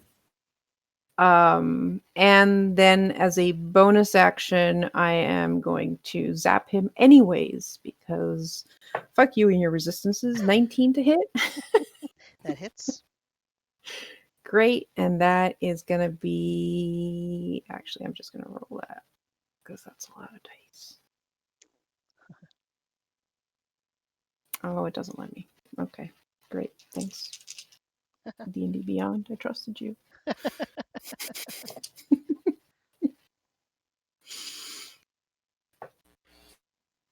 I'm going to re-roll 2 of those. So that's 10, 15. Lightning.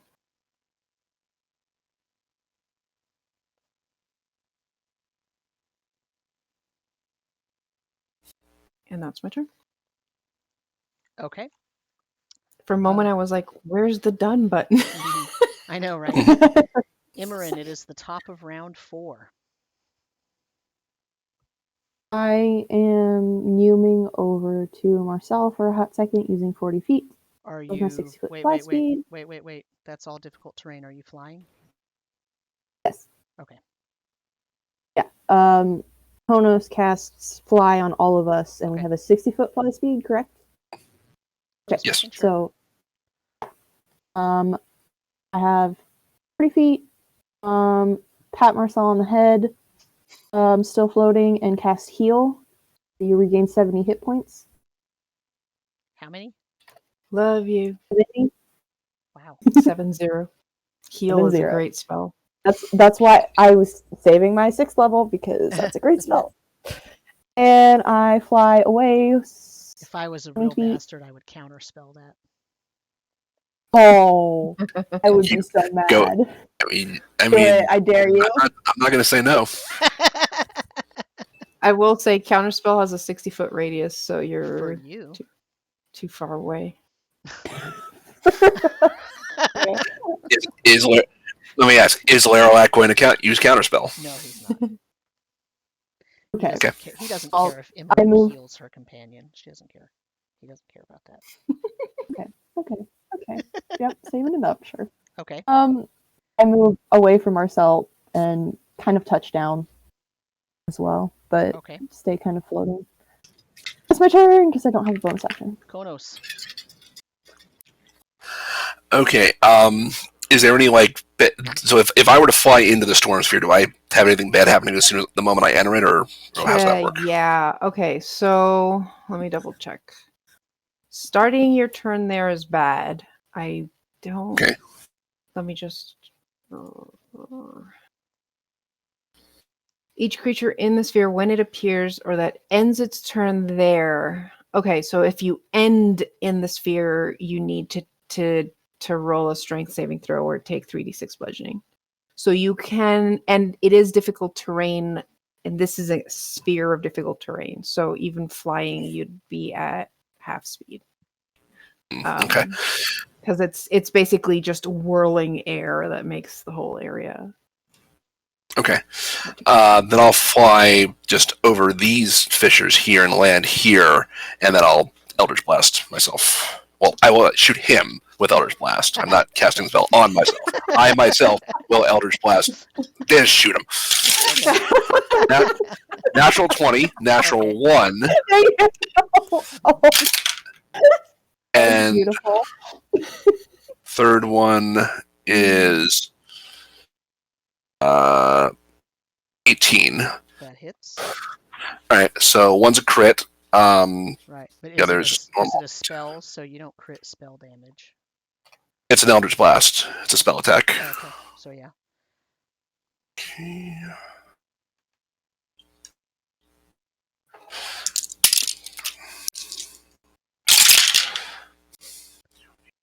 Fine.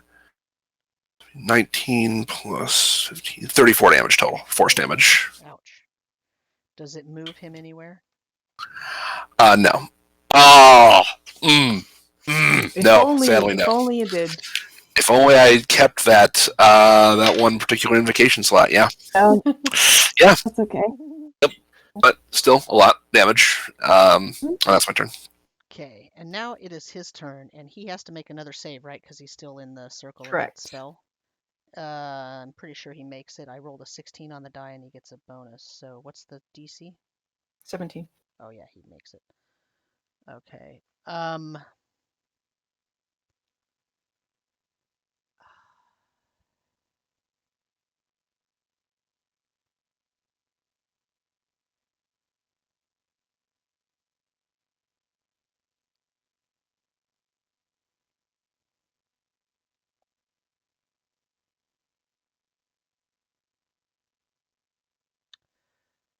He is going to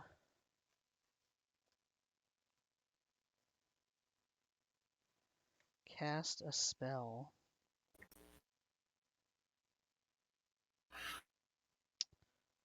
What is he going to cast? This will be interesting.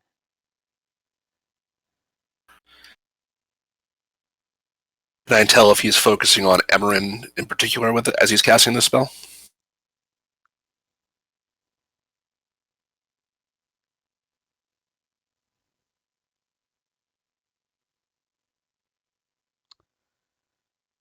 He looks like he's looking at you because you're close to him. Are you flying? No, I landed. Okay.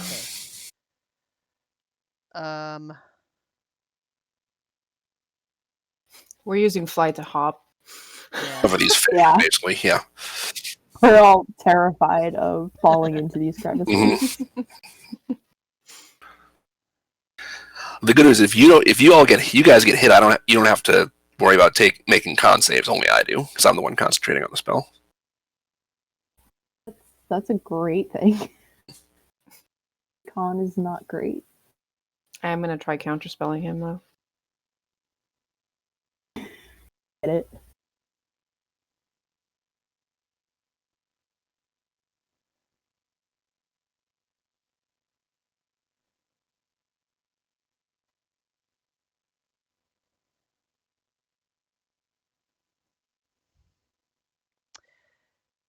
Yeah, so he does look at, he looks like he's looking at Kodos, and then he turns his attention back to Imran, and he is starting to cast a spell. Are you going to counterspell? Yeah, I'm gonna attempt because I'm only doing it at 3rd level. So Okay, let me, because he'll counterspell your counterspell. okay. The spell that he is casting is a 4th level spell,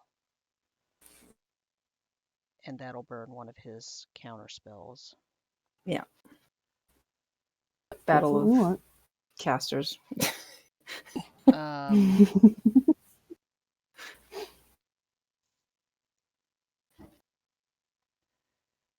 And he And this is where we miss the bard to counterspell his counterspell. Right.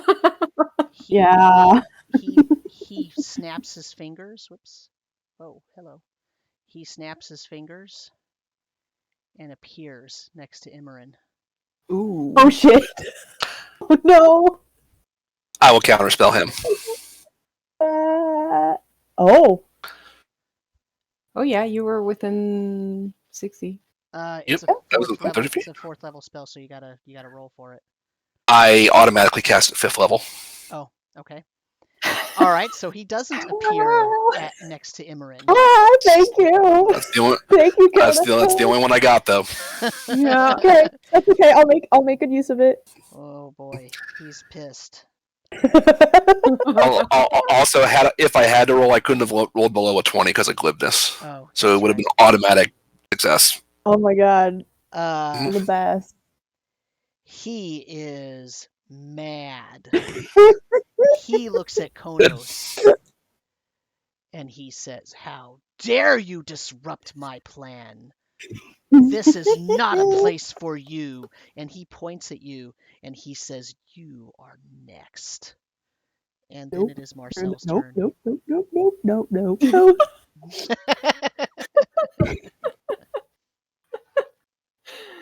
All right. Let me see. You know what?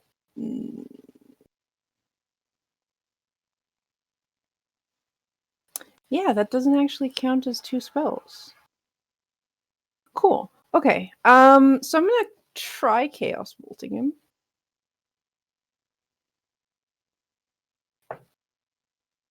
That's gonna be 18 plus 9, so that's gonna hit. So what does it do? How much damage? 2d8, and then I have to pick what kind of damage it is, depending on what I roll, plus 1d6. Where's my other d8s? Here we go. So that's going to be 7, and I've got 3 and 4. So we'll make it force damage. Okay. So 7, I forgot the d6, another 5, so that's 12 force damage from Chaos Bolt. It does not leap anywhere because I did not roll the same number. And then as a bonus action, I'm going to shoot off one of the stars that are rotating around my head at him. Okay, and what does that do? Hopefully hits him. Oh, God. Why? 15? Nope. Yeah. So So the it storm swirling shoots. around him pushes it away. And it just like as soon as it hits the ground, it like fizzles and disappears. So now I have 6 stars around me instead of 7. Okay. Do I want to move? Yeah, I'm good. Okay. That was Marcel. Imran, Okay. top of round 5. I am going to move 10 feet towards Konos. That's a so crevice. I can cast. I am flying. I know. I'm just reminding you because if you're going to Yes, land, you'll have to move somewhere else. So I'm not landing yet. okay. I'm flying 10 feet towards Konos. I'm hovering over the crevice, casting Bless on the 2 of them since they're both in range now. Okay. So all 3 of us have Bless. Mm-hmm. I'm concentrating on that. And then I'm going to fly 50 feet back the other direction. Where do I land? And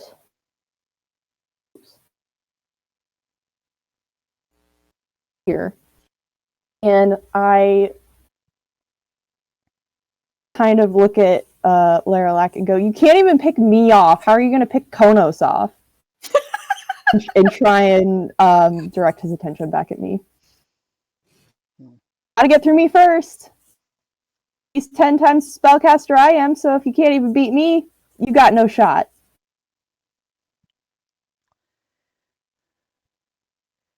Your petulance does not serve you well. Oh, it doesn't, but that's okay. So you agree Don't get with killed. me. That is good I mean, to know. Konos. Sorry, doing math. That's all right. 15, 25, 35.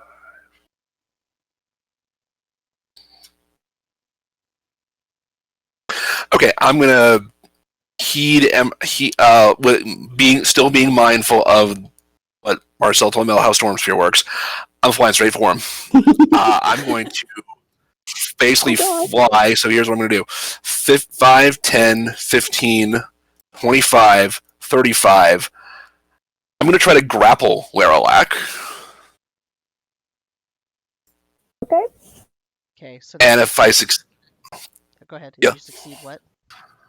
My plan is if I succeed, I'm just going to basically then fly with him and drop him in one of these big pits. Okay. So that's a special attack where you roll a strength check. That's what grappling is. Yep. 15 total. Okay.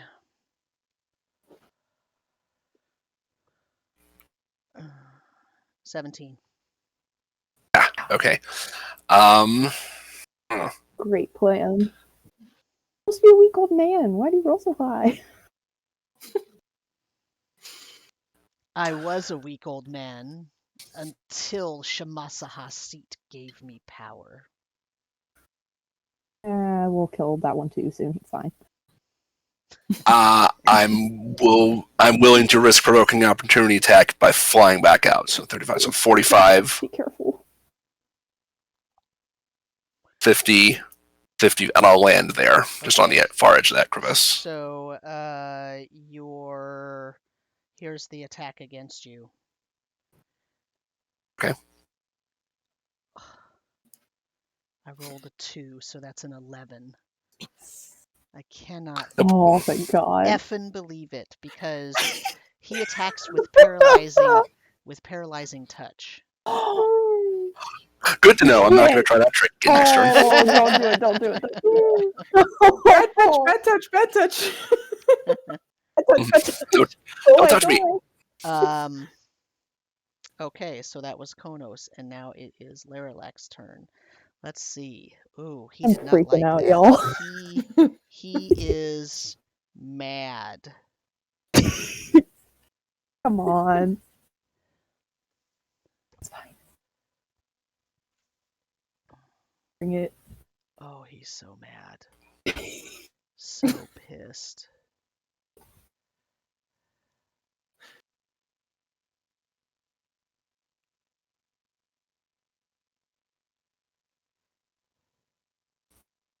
That's one of the things that happen with these like high level battles. There's so much tactical things to take into consideration when choosing your actions. Yeah.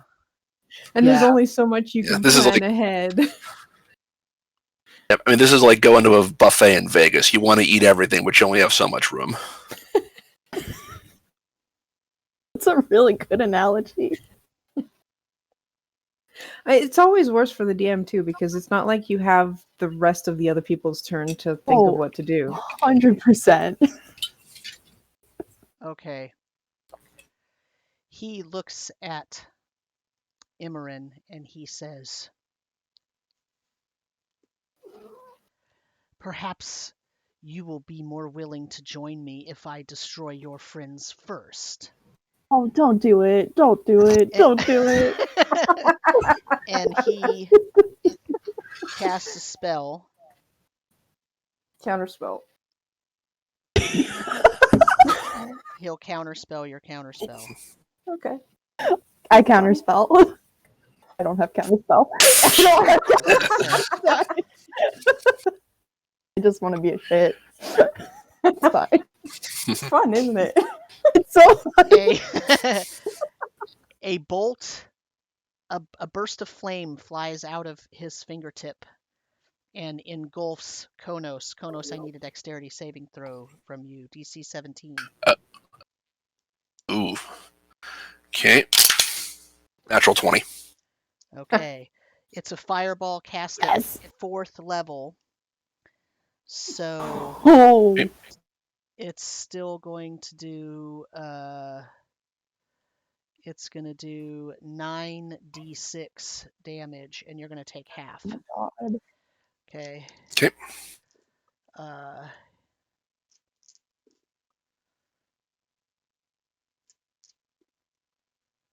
30. So you take 15. Wow, that's way worse than what he wanted. That's really bad. And he Fly is still up. burned a counter spell on that. Damn.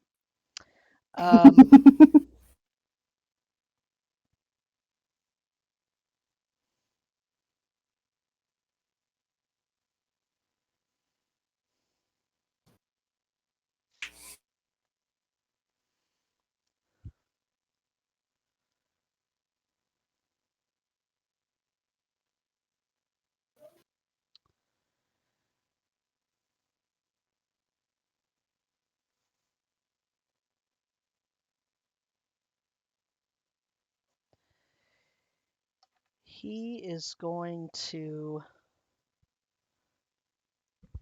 use a special ability which allows him to cast again.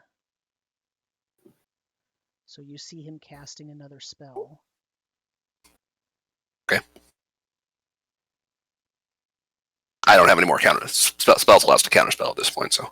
And then, gotta get back to the owlbear page. He disappears and pops up next to Imran. And that's the end of his turn. Marcel. Well, that changes things. All right, Cat. Out of the way. I need to think of something. I'm guessing you don't want to be there. Yeah, probably not. When he appears, he smiles at you, Imran. And he says, Neat trick. "Oh, we meet again. Hmm? Eventually, you will understand the greatness of the power that I wield, and you will want it for yourself as well."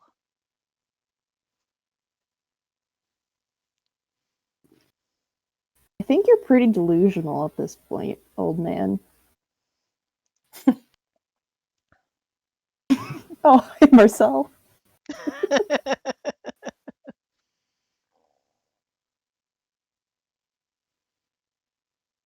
Oh, mother. What? One willing creature of It's your okay, I size think or you can be out. smaller. Oh, yeah. It's okay. Oops. I actually do have a plan. Emran, make yourself I smaller. kind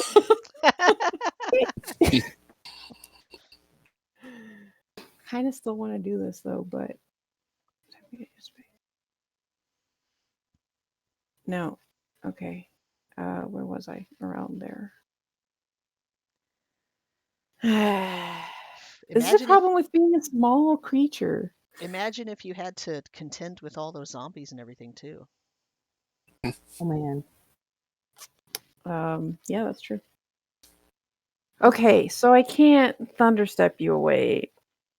That would have been cool. It's okay. It would have been, but that's okay. I still got this. It's still fine. Reassuring myself more than anything. Has Imran even taken any damage? Yeah, I have. Oh, okay. I've taken actually quite a bit of damage. I have 58 out of my 95 hit points. Yeah, you took the two same ones that I took. I just took full damage instead of Yeah, half. I took half. Okay, so I'm just gonna shatter on top of him, making sure not to hit Emran. Perfect. So that's a Constitution saving throw.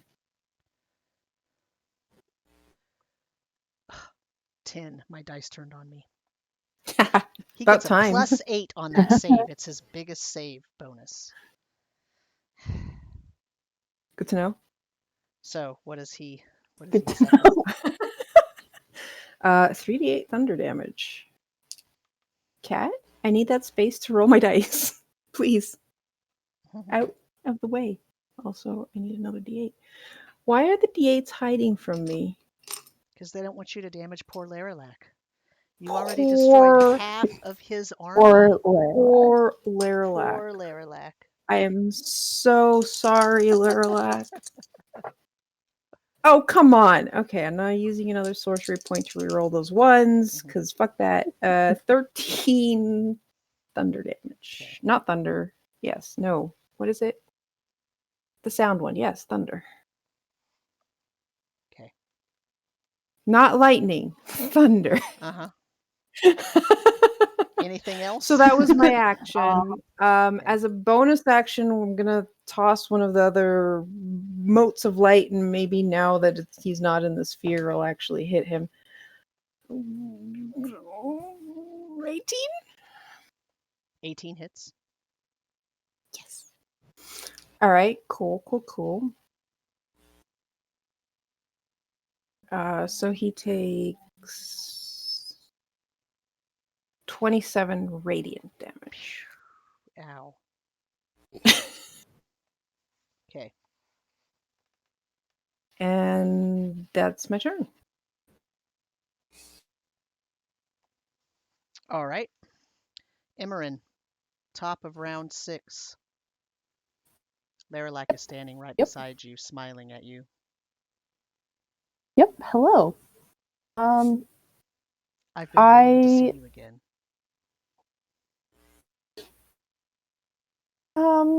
Sure. Cast Guardian of Faith right next to me. Is that a So a concentration? large spectral. No, it is not. Cool. So he, bless. That's the spell. I'm nervous. Bless is still up. Large spectral guardian appears next to me. Any hostile creature that moves to a space within 10 feet of the guardian for the first time on a turn must succeed on a dexterity saving throw or take 20 radiant damage. Okay, So what does it have to do now? If Leralak, I think if he stays in the space and is hostile towards me, or he moves anywhere near that creature, it is going to take a slash at him and cause 20 radiant damage if he fails a dexterity saving throw. But he can move away from you without getting. He can move away from me and the creature will not attack. Okay. But if he stays in the space or moves towards me or around me, it attacks. Mm-hmm. Okay. I think is how that works.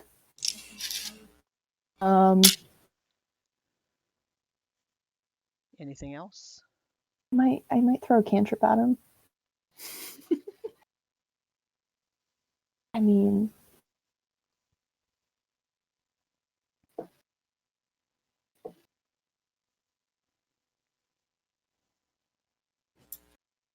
can throw a word of radiance at him. Sure. I'll use word of radiance. Constitution saving throw, please. No, that's his best one. I know. But 17. Yeah, that just makes it no damage. But that's okay. Okay. Konos. Okay.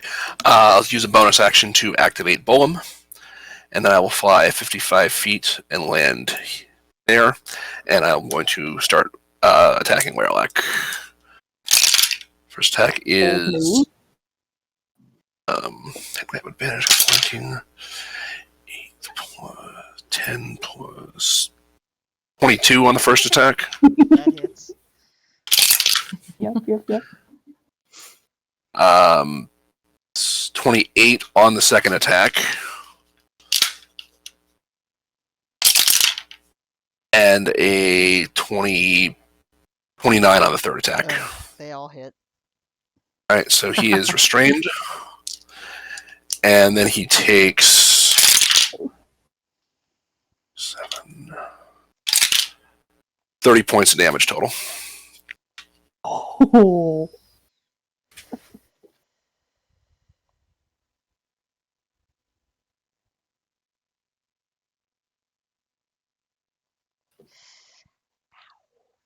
Okay. Anything else? Yeah, that's all. He's restrained, you said? Yes. That changes what he was going to do. I'm sure.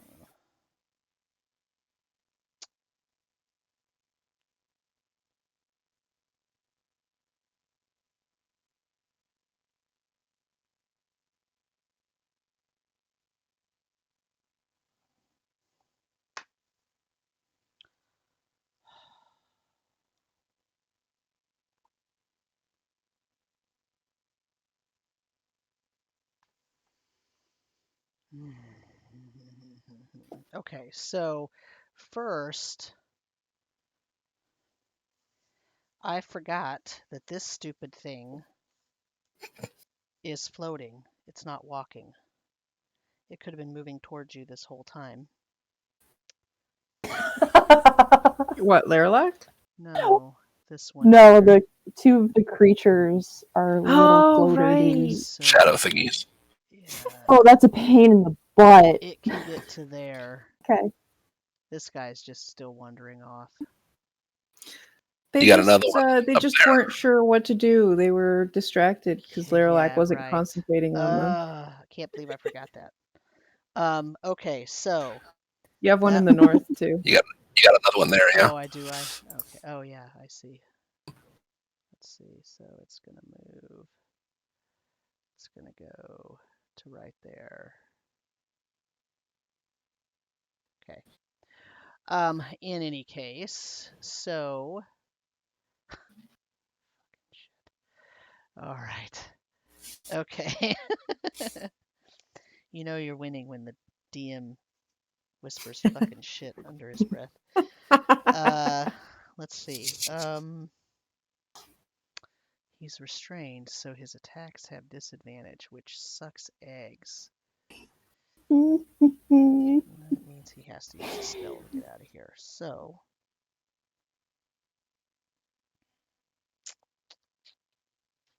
mm, mm, mm, mm. He doesn't really have much that can help him. Okay, so I think he's going to attack Imran anyway with disadvantage. Oh, no, he does have a way to get out of this. Dang it. He's going to attack you first. Okay. With disadvantage, that's a 17 to hit still. I think that misses, right? Miss. Yeah. Mhm. Okay, and then he looks over at this shady creature and nods his head, and they switch places. What? Oh, that's freaking great. Cool. Uh-huh. Also, I think I yell over to him. I thought you were going to see me. Leaving so soon? so for that guardian, does he have to hit on his attack, or does it do the damage no matter what? It's a dexterity saving throw, and half on a success. So it's a DC 17. Yeah, he made it. I rolled a 19 on the die. Okay, so he takes 10 radiant. Okay. Didn't the floaty thing get into its reach, or is it just around it? The what? It's within 10 feet. Okay, it was That's at 15 feet away. Yeah, So yeah, it was out of just reach. out of reach. And then Leralak.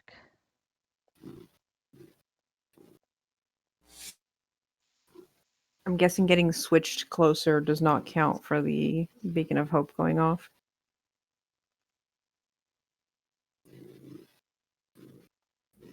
That's a good The question. Guardian of Faith, you mean? Sorry, what? That Guardian of Faith, does it activate when the shadow moves into Leralak's spot when they switch places? I don't know. Is that considered like forced movement and would not count? Yeah. I guess that's kind of up to the DM. Yeah, it's force movement. Okay, then no. If it does not actively move closer to me on its own free will, then no, it does not go off. Okay. So negate that 10. Okay. Leralak looks at Konos, and he says, He's I'm not still sure what eldritch power you are wielding and you have trapped in that trident that you have, but this is completely unacceptable. And you need to make a DC 17 wisdom saving throw. Oh, With the bless. With the D4. thank you. Yep. With the D4.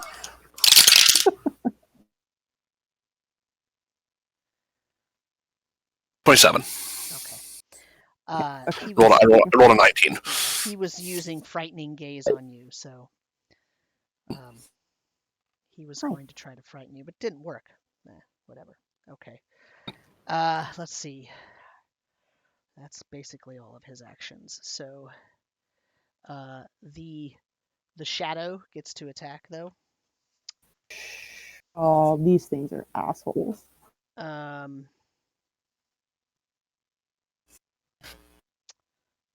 Is attacking what sets off the guardian? Yeah, it does, but he doesn't Okay. care. I mean, it's fine. It's going to attack Imran, and I missed. Sure. Okay. Good. So does the guardian have to roll to attack, or does he just do the damage? Mm, It is the dexterity saving throw that we Oh, talked it's a about. dex save. Okay. It's I rolled a 21. worded. That's half damage. How so dare. 10 damage. Okay, so 10. How dare. All right. That Yeah, was I rolled a worded 19 funky. on the die. That was nice because I thought that guy was a goner. Okay, so that's the end of my turn. Marcel. Speaking of goners, Leralak could just be gone. All right. Not cool, without cool. Imran. You're not taking Imran. Just that's creepy. Just stop being creepy, You dude. have nothing to say about the matter. Yeah, I do. I'm Imran's friend. And you're not going to shut me up. So I roll really high on chaos bolts. Apparently, I am the embodiment of chaos. So that's I would agree with that 27. statement. It's how much? 27 to hit. Oh, nah, that misses. Yeah. 11. That was a Lightning? 5 and a 6. Poison. God damn it. Lightning or poison. So bad options. He's gonna be either immune. Well, which one do I choose? I'm gonna go with. He might be. No, he's not undead. I'm gonna go with poison. So 11 poison damage. Why do you think he's not undead? I don't know. if you suspect he's a Well, lich, because yeah, but I don't think he's been taking necessarily how has he been reacting to the radiant damage that we've been doing? it's damage.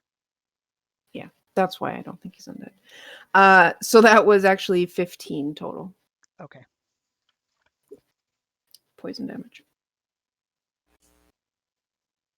So does he take it?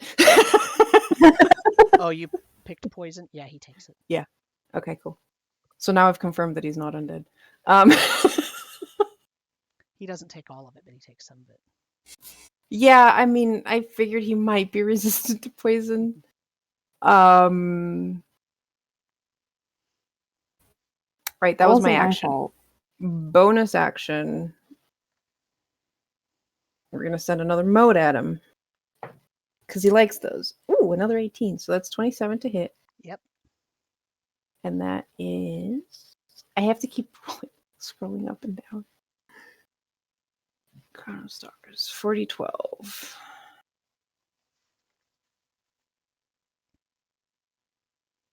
$26 radiant damage. Ow. Yeah. Oh my god, that's a lot. Yeah. Oh. And that's not even close to that was average damage. Yeah, I'm really hoping you get a crit with that. Ooh, yeah. Oh, I have 4 so left. cool. I have 4 left, guys. That hurt. It better. It's my 7th level spell. That's a big spell. Imran.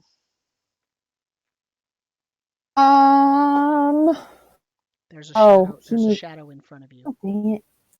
That changed what I was gonna do.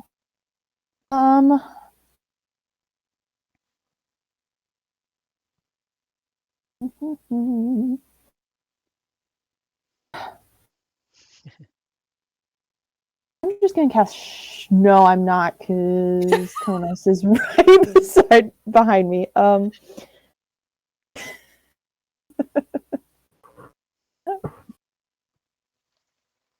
Okay. I'm gonna use my bonus action to summon my spiritual weapon, not concentration. I'm going to summon it right next to Leralak and take a swing at him. So he takes. Oh, I guess I have to roll to hit. That's probably helpful. It's a natural 20. So you summoned it right here. Yes. Okay. Natural 20. Okay, that and hits. it crit, so he takes 16 points of.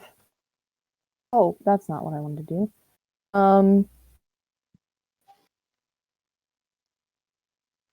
I can make my spiritual weapon any kind of damage I want, right? I don't know. Or did we? Pretty sure it says in the spell what kind of damage it is. It says. It's radiant, but it's done lightning before, I think. I was gonna say, I you think we reskinned it to do lightning Yeah, damage. it says it takes force damage, but we made it lightning damage. Okay. Because So you're he takes stunned. lightning damage. So he takes half of that, which is fine. And then I'm gonna cast another Word of Radiance at the shadow in front of me. Do a quick cantrip, so it needs to make a con save. At what now? The shadow in Okay. front of me. Yeah. It fails miserably. Okay.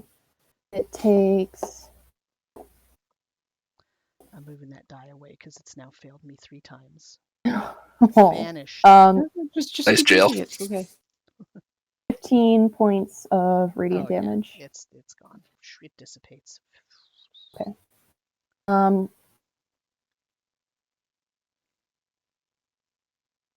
I point out the shadow to Konos behind him and tell him, maybe stay close to the guardian so we don't get our strength sapped. Yeah, that is my turn. Okay, Konos. Okay. He is still within 10 feet, so I can still use the tentacle strikes. So, I'll do that. So, plus 19, 26 on the first. 27 on the second. 24 on the third. Yeah. So I read this wrong. He doesn't automatically become restrained, so I apologize for that. He has to make a Constitution save, Oh, okay. or his speed drops to 0. But let me roll damage first. I rolled a 14 for the save. 15 is this DC, I think. So, and 21.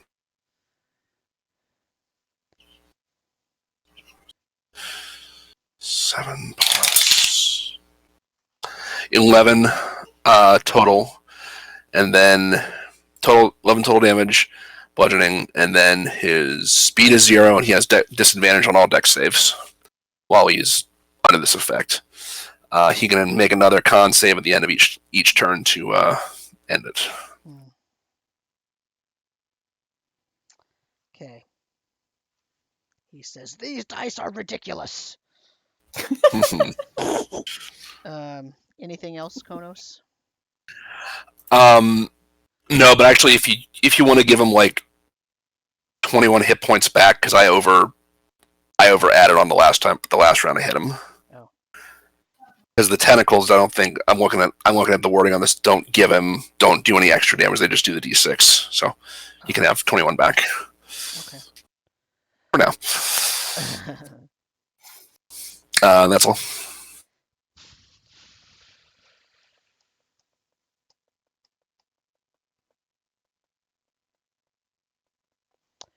Okay, so he's restrained, so he's pissed off again. and you're forcing him to cast since he can't move.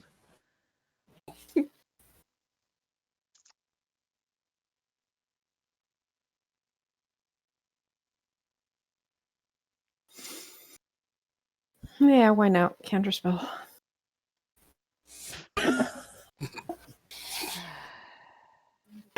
You're killing me with how casual you're just like, counterspell.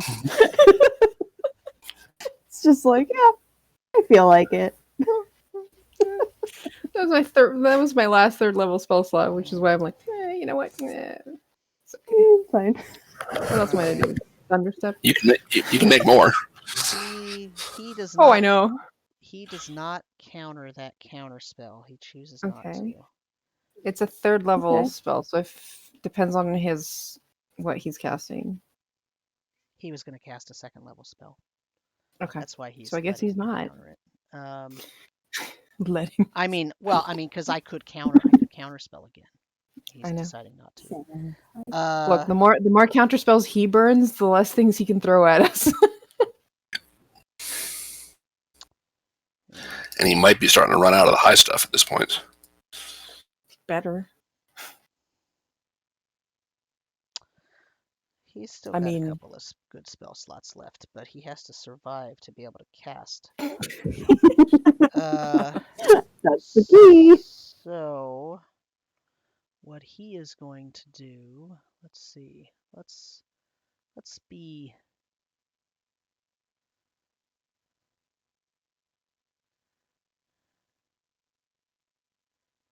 Let's be judicious here. Let's have him be intelligent, which is what he would be. He looks at this shadow and nods his head, and they switch places. Oh, dang it. And he looks at Konos and says, "You cannot bind me." I mean, he's done it twice. Don't have such a smart mouth. When you're in front of Shamasa Hasit, she will show you the error of your ways. And then Marcel, it's your turn. This guy really likes to talk. Okay.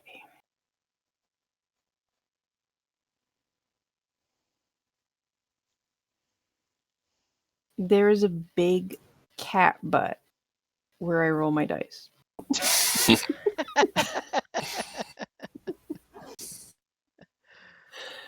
Hey. Okay, he's not budging. All right, so Crown of Stars. Bonus action. I'm just rolling on here. 21 to hit. That hits. And that's going to be 2 1s. No, fuck that. We're rolling up again. What's wrong with 2 1s? Poor ones. No, 2 1s can that's a 2 and a 6. Still better. So that's gonna be. Oh, that was a 7. Never mind. Shit. Sam, 1 or 2? What do you mean? Choose a number. Because I rolled 2 dice, but I'm only replacing 1. Oh, So one. I don't know. 1. Okay, so 6. Because I wanted to know which number to use. So instead of 27, it's 30. Math. 32 radiant damage. Oh. Okay. Okay. How's he looking, by the way? I mean, he's pretty beat up. He's obviously, every time you hit him with radiant damage, he gets seems a little weaker, and his robes are steaming right now from having to, put up with so much energy hitting them. And yeah, he's not doing very well. He's hurt. How do we guys feel about throwing him into a crevasse? I mean, I feel You great wanna about try that. doing that? Okay. That's what I was trying I'm for gonna fly earlier. 60 feet. I'll land there. Hope this works. I'm gonna regret this. if Yeah, it I was gonna doesn't. say that's. Oh Yeah. boy. And Oh then boy. I need him to give me a strength saving throw.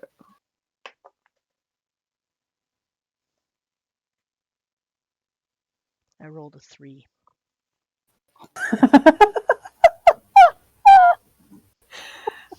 I summon a burst of wind that pushes him 15 feet away from me. Okay. Remember that spell that I used on like day 1? One. Yep. What a callback. Go back. Oh my god. Okay. This is amazing. He gets a dex save. Fucking dice. I rolled another 3. Oh no. Doesn't he get any legendary resistance? He does. Poor man. actually. Yes, he does. So I can actually use it. Same team, Matt. Same team. He'll use that legend. You Just see want to make sure him. everyone's having fun. He falls over the edge, and he reaches out at the last second and grabs on. He's hanging Okay, with cool. one arm. Great. Well, the wind stays Okay. because it's a concentration spell. Okay. It is barely missing Emerin because of the angle. I think I need to draw it. How wide is it? I can draw it on. Because it's 10 feet wide, but basically 10 feet just missing Emerin. Okay. Because I don't want to push her necessarily. And it's 60 feet long. So 60 feet long. So it's going to be like this. This is what you're, right?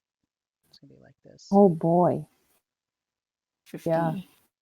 Yeah, around there. Like that. Yep. And now I want to double check something.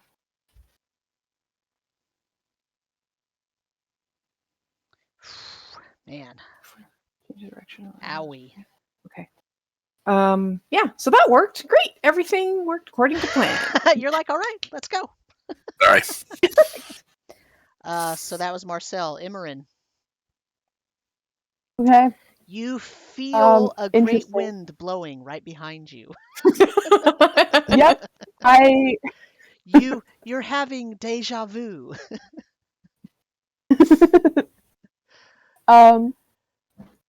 Okay, firstly, my spiritual weapon is going to attack the shadow creature. So that is not great. What is my modifier? 9, 15 to hit. That hits. Okay. So that is 10 lightning damage. And let's see.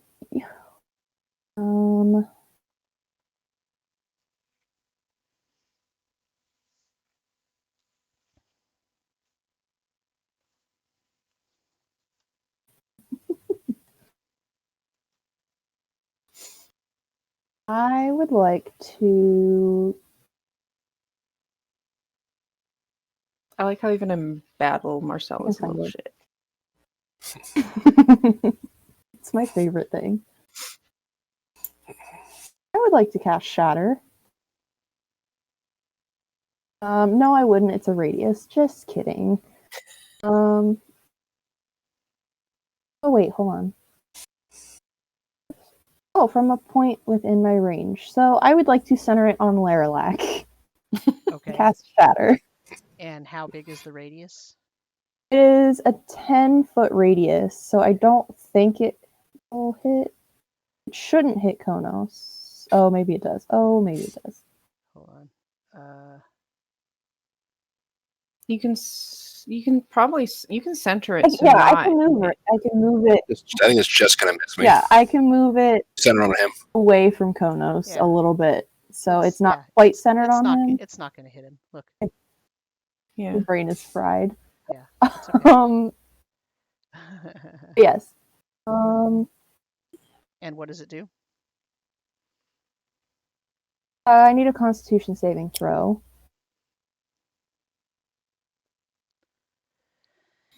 I've been Roll a told he's one. good at those. Oh my god. So how You got many a natural legendary one? resistances did he have? Oh yeah, he does have one, so he saves. Oh, Thanks for okay. reminding me. He had You're 3, welcome. and now that's 2 I've used. That Okay. no, you used one at the beginning of the battle too. I think that was his third. No, he didn't because he saved at the beginning, remember? And I had Oh. rolled high and Yeah, I didn't think so. Yeah. But he takes 6, 13, 19. So he takes 9 points of thunder damage. However, any non-magical object that isn't being worn or carried also takes damage. I want to see if I can crumble the wall of the crevice enough for him to lose his grip.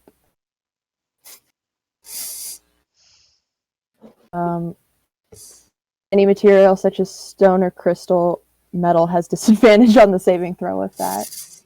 Oh, that's a creature made of inorganic material, but yeah.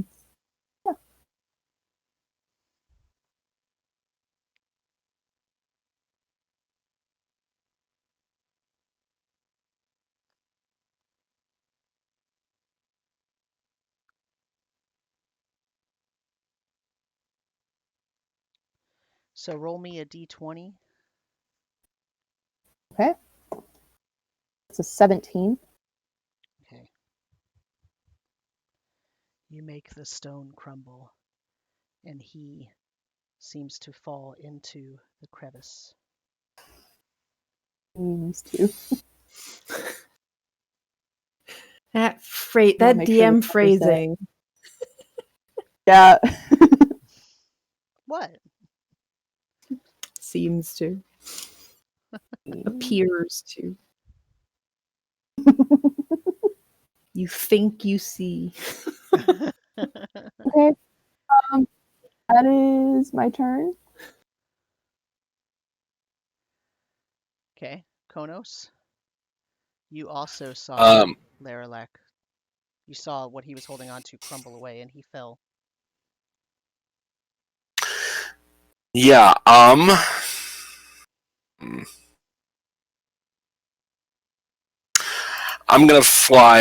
just gonna fly down a ways into this crevice, like 30 feet down, just to see if I can see him, either falling or at the bottom of this.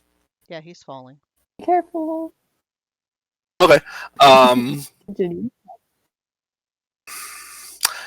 I mean, so a round technically happens simultaneously, right? So as you were doing that spell and it made it crumble away, he started falling, and Konos flew over and sees him falling. And then what else? I mean, I'm kind of feeling a little bad because I feel like I kind of stole some of Kara's thunder a minute ago. So I'm. What? what No, way? I'm okay. What do you mean? With the whole, oh, he's got doesn't he have legendary resistance? Because Oh. otherwise he would have just fallen in automatically. So I'm sorry. Okay. Oh, don't worry. He's still falling. Okay, then This I'll just just delayed what he was doing till the next round, so it's fine. Eldritch Blast. Okay. I'll just take 3 shots and I'm always falling, I guess. All right. As you do. We'll see. Not especially good, but we'll see. 10 plus dirty 20 on the first. Okay. 15 on the second. Okay. And 21, 31 on the third. As a bless. What was the second one? 15? Yeah. That misses. Okay. So a total of 18 force damage. Okay. Ouch. And then I'll just fly back up to the edge of the chasm and land and end my turn there. Okay.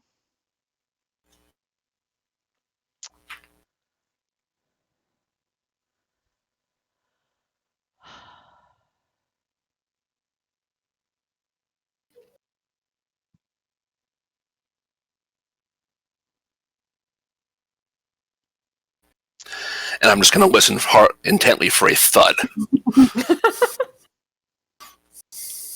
You don't hear one. Oh, God. Instead, you see Leralak appear behind Marcel. Oh no! Oh no! Oh no!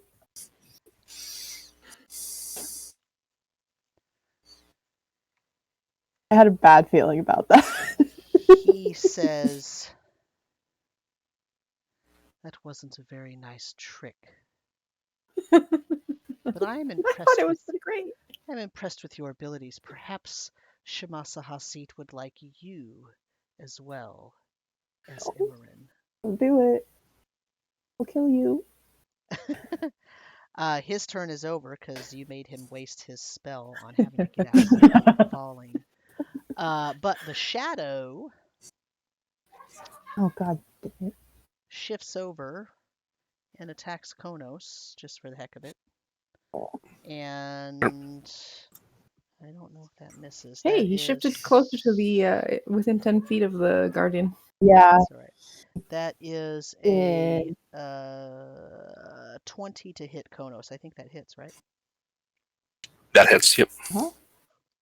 Konos, right before this thing dies because it came close to the gardening, is going to take 11 necrotic damage, and your strength is now reduced by 3 points. That was Okay. almost max, wasn't it? Isn't it a D4? Yeah. And then does that guardian attack him? Yes, it does. So it needs to make a dexterity saving throw. Okay. I rolled an 18 on the die, so that's going to be an 18. It takes 10 radiant damage. Oh, yeah, it dies. Okay. Didn't have much left anyway. Got a nice little swipe at Konos before it went out, though. Marcel. I'm afraid you're gonna have to wait. We'll probably see her when we go deal with her. For now, She's waiting for you. I'm sure she is. For now, I don't like being so close to this guy. Can you give me a Constitution saving throw? 23. Come on, stop it. Finally, that die's rolling good again. I rolled like 4 3s in a row or something like that. No, but like, Yeah. it just it can keep doing that. I don't mind. Now that he's standing next to you, you gave him some luck, so he's rolling good again. Yeah. So he still takes 13 thunder damage. Okay. And I am going to teleport the freak away from him. No. You do notice standing so close to him that he does look really worse for wear now. He definitely Okay. looks much more damaged than he ever did previously. Interesting. Okay.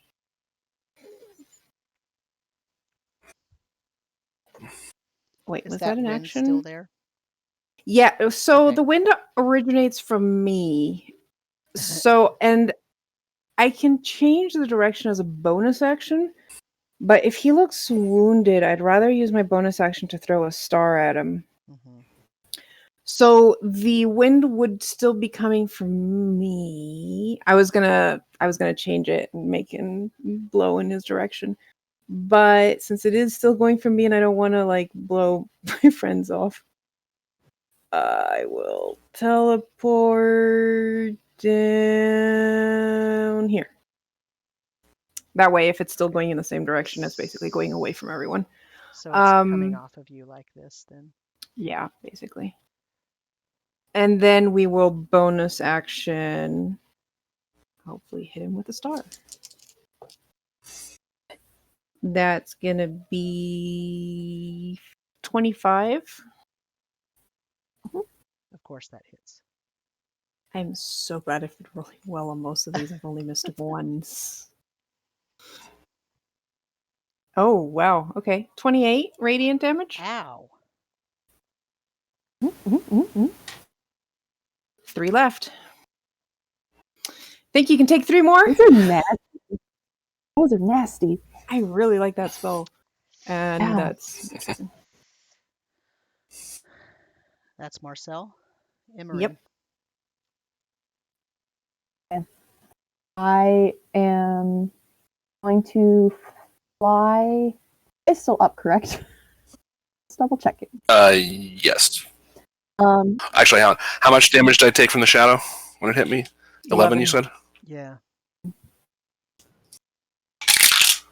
Yeah, it's still up. I'm going to fly.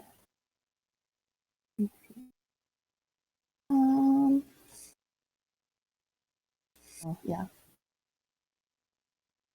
I'm going to fly over this way, and I am going to cast Destructive Wave. So I need Leralak to make a Constitution saving throw. Does your guardian fly with you or does it stay where it's at? No, it stays where it's at. It cannot move. 20 on the con save. Okay. So he takes 14 thunder damage reduced to 7. Oh. And 20 radiant damage reduced to 10. Okay.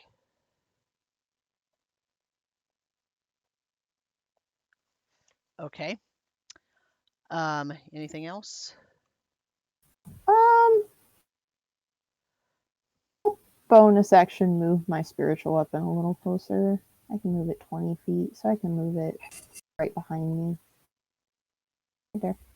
Okay. Oh, Go ahead. that's it. Konos. We'll call out to Emerin. Do you want him dead or do you want him sent somewhere else? Dead, please. Okay. All right. Then I will. Let's see how far away am I from him. 30 feet. Okay. I will fly. I'll land on that side of him, and I'll attack with Bolum. Not the tentacles, but I'm going to cast Booming Blade. Okay.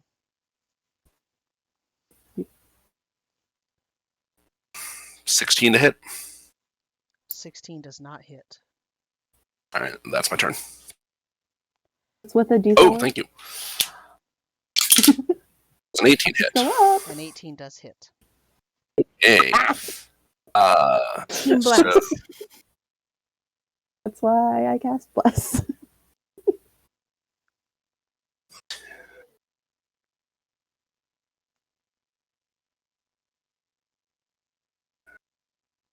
10 piercing and 10 thunder for 20 total. And if he willingly moves, he takes another 3d8 on his turn. Okay. Anything else? No, that's all.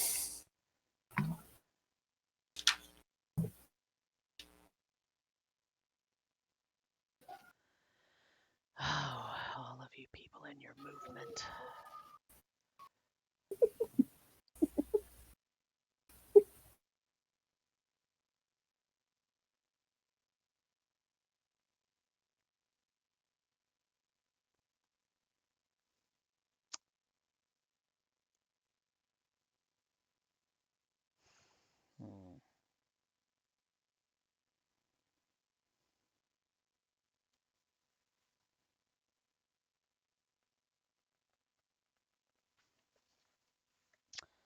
Hmm.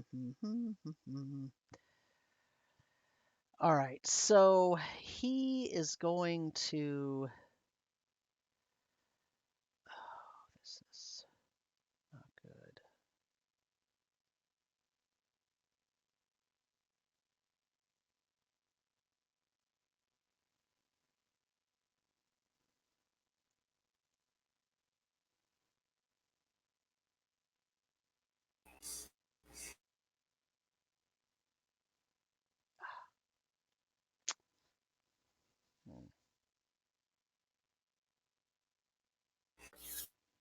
You're all positioned just barely too far apart.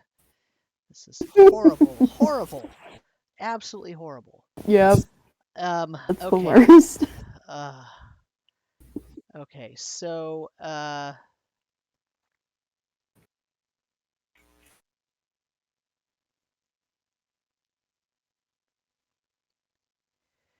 he says, I am done fiddling with you.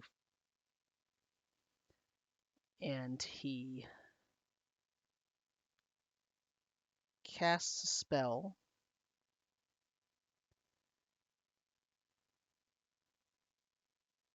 And he's looking at Imran. So if you want to counterspell, now would be the time. Sorry, I was muted. If you use Counterspell. them. Okay, if he counterspells your counter. What level? I thought we were out.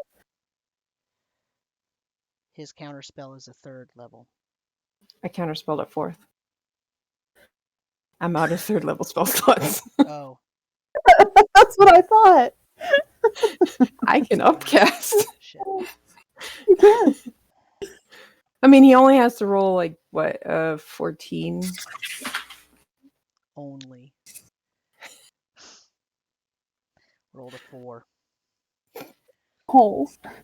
Plus his bonus still doesn't make it. Okay. So what level spell was he casting it? 5th. So I still have to roll. Yep. There we go. 17 on the die. Yeah. There you go. He's like, This nope. makes him very angry. And he looks at Imran and he says, Imran, I wanted you to come with me. But since you're being petulant, I guess it'll have to wait until next time. And he snaps his fingers, Don't do it. Don't And- do it. touches the amethyst on his really awesome hat, and disappears. No! Fuck. God damn it. You're Marcel in the back going, that's not even fair! Can we look around? Can we see him? Did he like go? Is he gone, or is he like still around? You don't see him. God. Roll me a perception check. Mhm. Oh, now I roll low. 14. 18. Konos. 20, and I've Yeah. got the robe. Yeah, you do. So, 21 then. I forgot bless. Konos, do you remember the sound you were waiting for to hear a minute ago? The thud? Yes. You hear that now. Yeah. So does Marcel. Ah. That's what's down. He went back down the pit. Okay. That's like 90 feet down. Uh-huh. Mm-hmm. It was freaking far. Okay.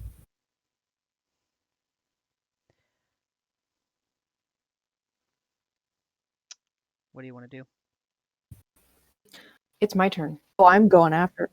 Yeah, it is. Marcel? Okay. So I heard him in what, the like the crevice in front of between us? Yeah, you heard him in that same exact spot that he seemed to have fallen off. So like around right here. Was it right there? Would him teleporting like that, would that trigger the booming blade? It might. It depends on, I don't know about Booming Blade. What is it? So it says says any non-forced movement. it says if the target willingly moves 5 feet or more before then, he takes another 3d8 thunder damage. Yeah, so teleportation's weird because it's an instant transport. Yeah. So it normally doesn't trigger things like that. So I guess the question is, does he actually move himself after he lands? Because he still has his movement left. Leralak? Yeah. He landed on the ground. But he didn't move afterwards. Mm-mm. Okay. Yeah, okay. Well, I'm gonna fly over the crevasse, Mm-hmm. try to spot where he is. What's your vision? It's pretty dark down in the bottom there. If you want to see if he's there, you'll have to fly down. Pretty sure I have dark vision, but let me see how much.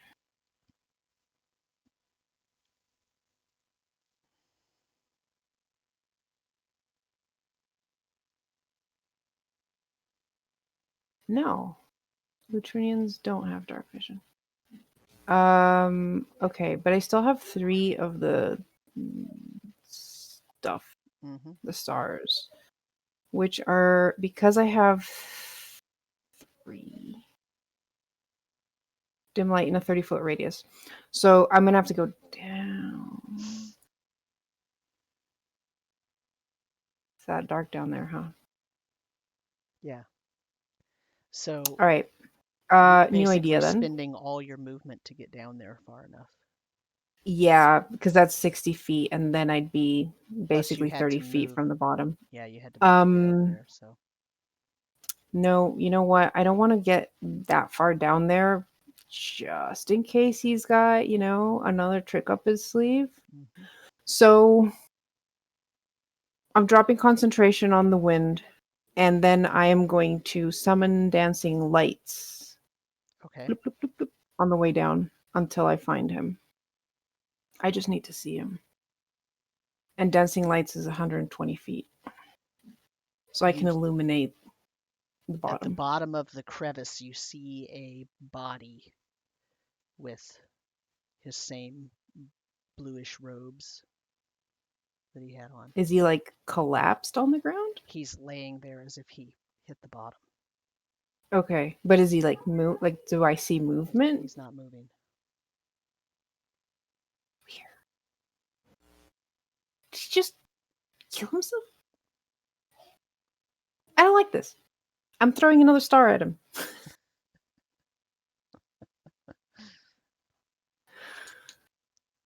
It's creepy, dude. That's gonna be a 29 to hit the whatever body down there. Mm-hmm. How much damage? I'm gonna roll that on D&D Beyond. That's Sunburst. Chrono Stars. Yeah. 29. No. Yeah. 29 radiant. And does it when it hits, it explodes in a burst of light? Is that what's? Yeah. You see, as it hits him, his body kind of incinerates and turns to ash, and his clothes are left there. Do I see the amethyst, like the hat, the cool hat? The hat is there. Okay. So I think it's safe to say we're out of combat.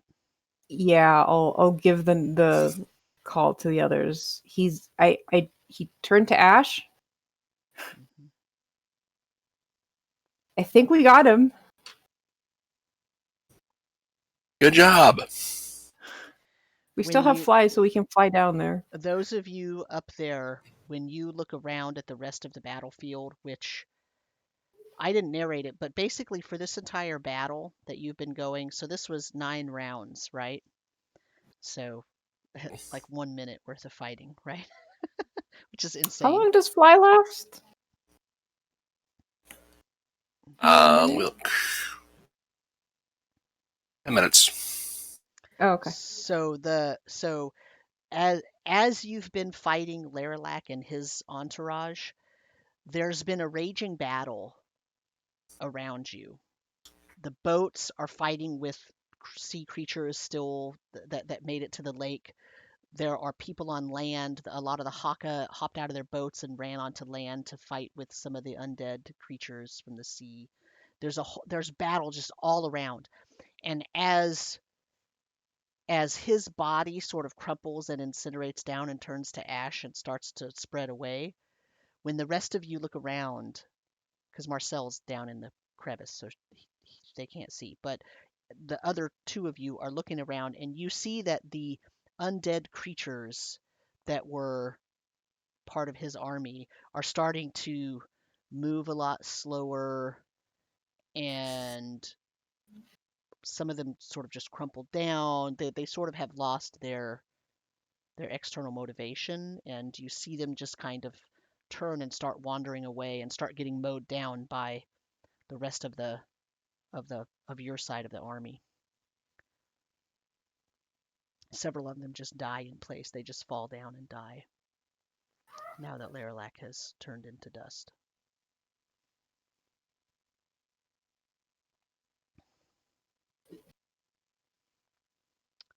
Marcel, are you going to go grab that helmet?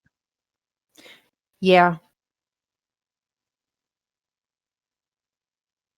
I'll fly down and join them. I'll follow. I mean, yeah. I don't know if you want to check if he has anything else of interest on him, but definitely grabbing that. Kind of holding up the hat with the amethyst and being like, another one for the sack. Oh, I don't feel good about this. Another one for Just- the sack. The bags. I mean, we have a collection at this point. Yeah. Just gotta collect them all. Yeah, I'll search whatever remaining The clothes are robes. left. Pockets, yeah. If I can find anything.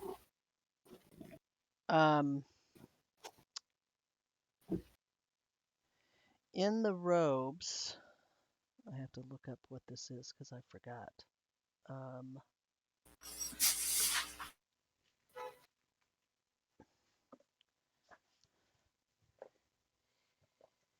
There is I forgot to write this down.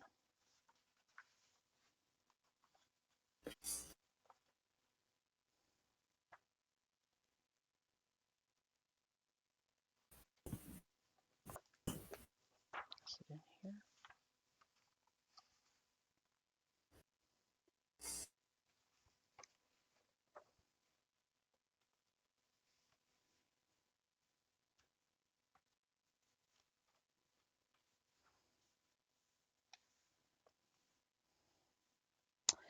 In the robes is a small book,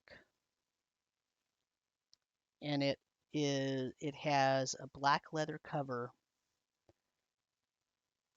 and it says Book of the Hungry on the cover.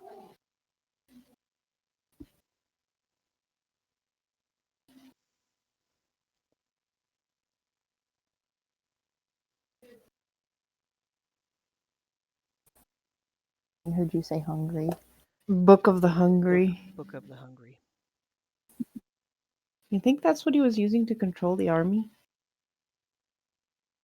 Potentially?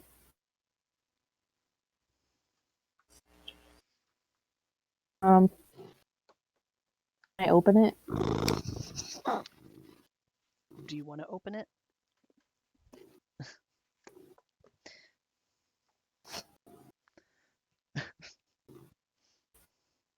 Sure, I'm curious and still slightly concerned that this is not over. I don't know. It did take quite a lot of effort to kill him. I mean, it did. I did see him turn to ash. Yeah, but he said, I don't know. The first 20 pages of the book is a treatise on Shemasa Hasit, and the ambition for power that Shemasa Hasit has. Okay.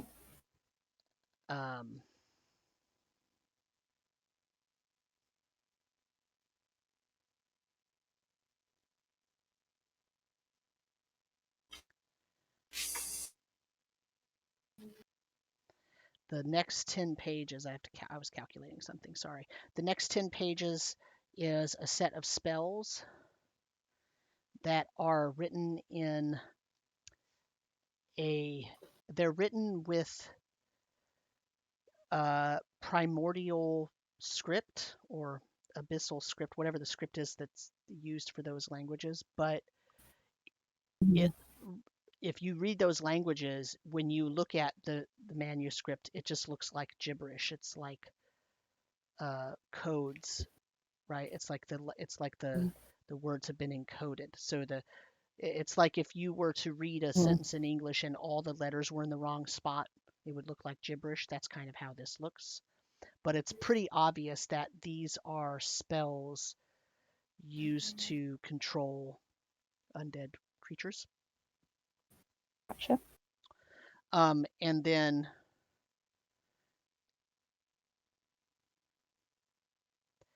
the last 5 pages have notes that Leralak himself wrote that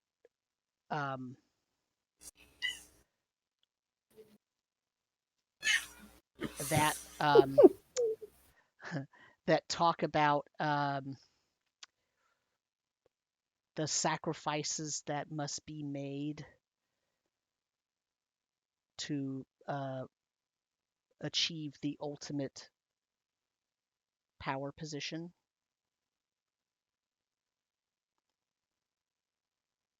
And immortality. Oh.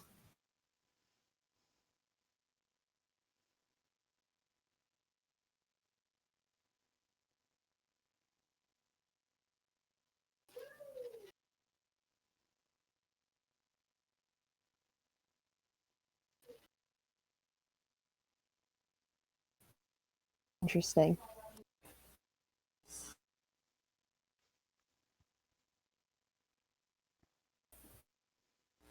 I mean,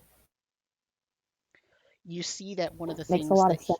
one of the things that he lists as a sacrifice that must be made is the chosen mortal of a powerful but conflicted god. That's oddly specific. That's super specific. Okay, cool.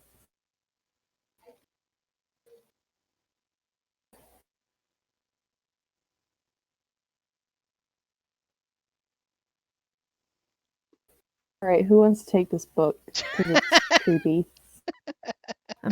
I mean, we can add it to the collection. Yep, let's just add it to the side. At least if it's in there, no one can grab it without knowing it's there. All right, I'll toss it in the bag. I mean, We should go check on the army and see how they're doing.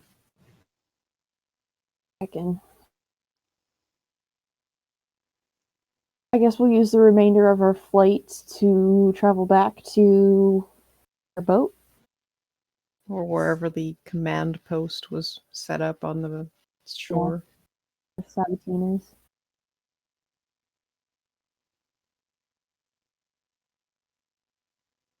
Still have 2 stars.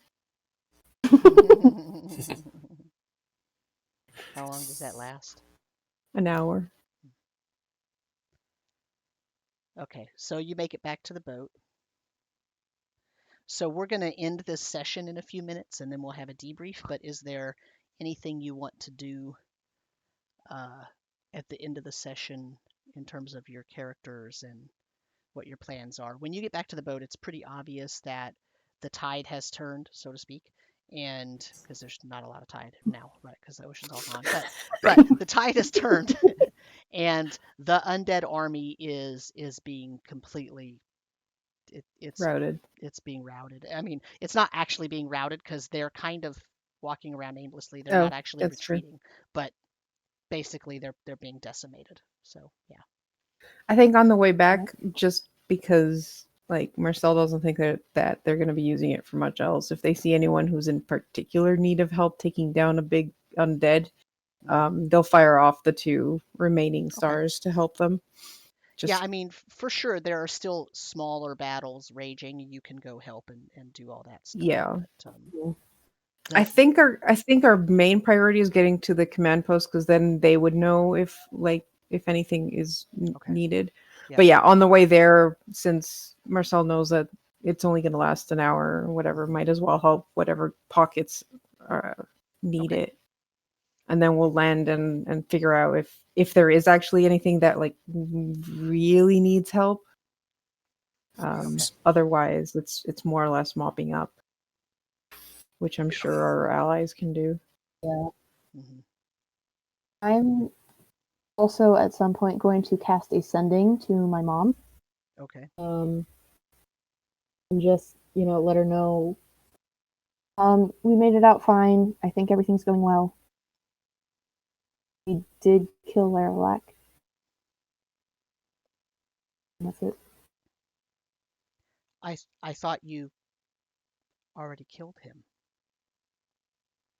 one time before. Yeah, we did. I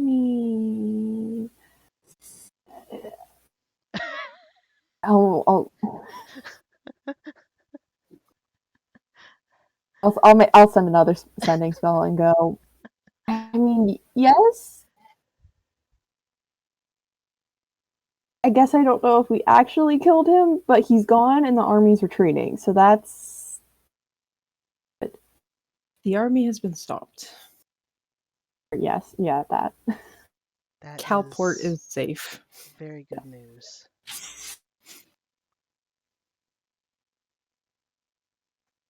To be fair, the last time he I'm- kind of crumpled on purpose after you barely touched him for like 3 damage. No, this is why I don't think he's gone. I think it's the same stupid thing that happened last time. Yeah, but this time he actually took a lot more damage and was trying No, to flee. he took a lot more damage. He was trying to flee. He also left behind belongings this time. Like his robe stayed, the hat stayed, the book stayed. He also took radiant damage as his last hit, so that does things to people doing necromantic things. Yeah, he had 400 hit points. Wow. Dear God. You got him down to 18 before that last before the falling damage and the last star that you sent at him. Yeah. I mean, I don't know. He said something about, seeing me again or something, before he bamfed, and I don't know if that was just oh, I'm gonna escape. He thought that was an option, or he knew that he was going to quote unquote die, and he's just gonna come back. I don't think he would have bothered taking falling damage if that was the case. Go ahead, Matt. I don't know. I say I can check in and try to confirm what I think we all already know, but I'll use change the view and try to see if I can spy on him with it. So remember how last time this happened and you did change the view and you saw a big chamber with pillars that had blood running down them, and you saw the big dog, and you see that same thing again. God damn it. Yep, he's coming back.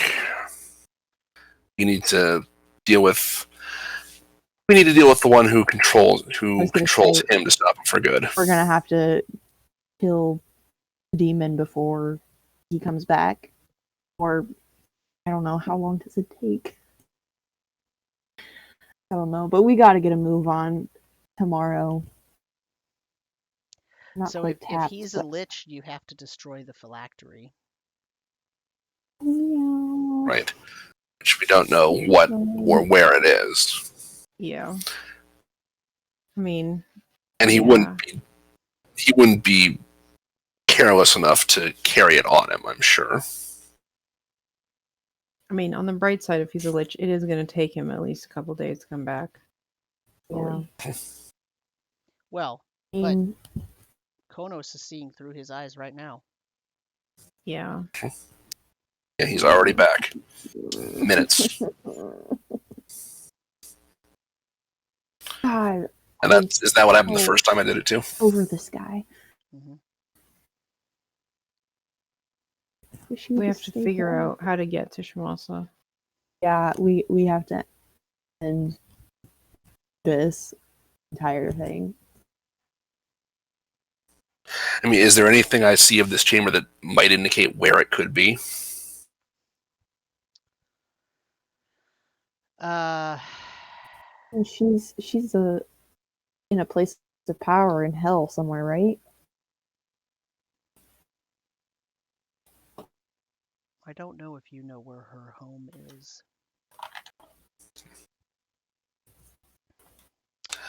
Did it resemble anywhere we saw in the Nine Hells, for instance? And use that for comparison. No.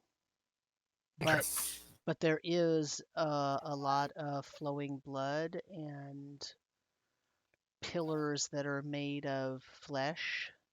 So it kind of does resemble the Nine Hells room that you remember when you made the deal with the Yeah. with the gate demon and the walls were kind of fleshy. It's not quite like that, but it's a little bit reminiscent.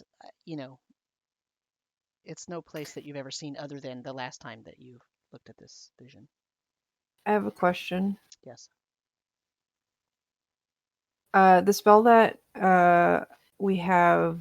Oh, it's not plane shift, it's gate, isn't it? Yeah, we could go there right now if we wanted, but I don't think Can any he of us specify where? Yeah, like that room as the place to open the think gate so. to. I mean,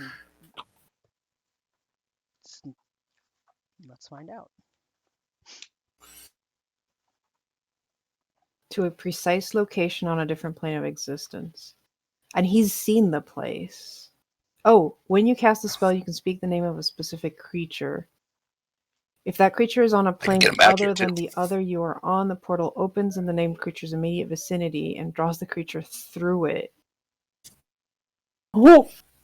I mean, Wait, there's no save? Nope. As Oh my written now, God. what we could do is after we have time to recuperate, we could bring the demon to us. We don't have to chase time tracking her down. Yeah. Holy Okay, shit, the that's a problem powerful is spell. the problem is if you kill a demon on a plane other than their own, they just go back to the other plane. They're demoted, but they're not dead. That's true. That's the problem. Yeah.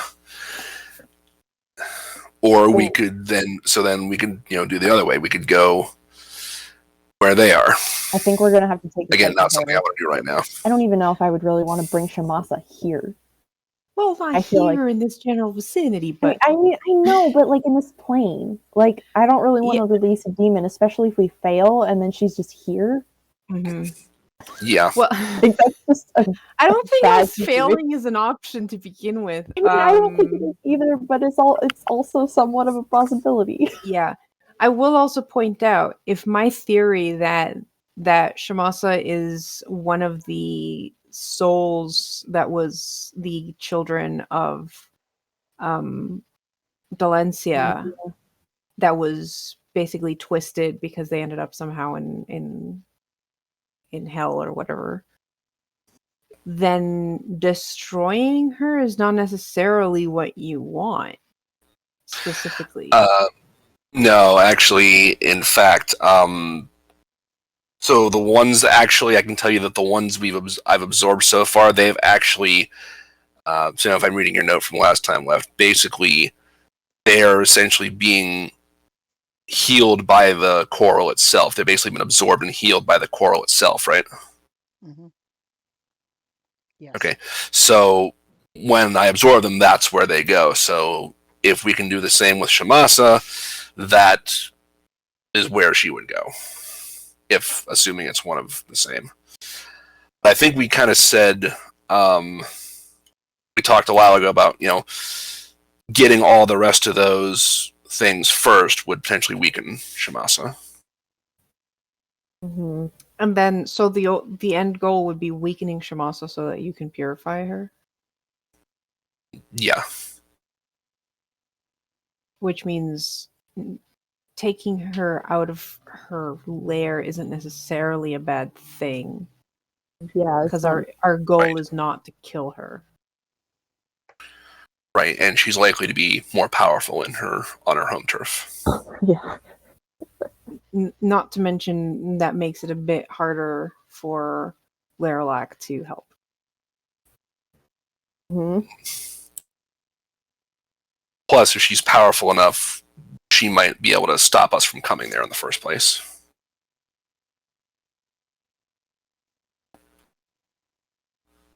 So we have options, but yeah, I mean that is an option, because then we can prepare our space and basically fight her on our terms instead.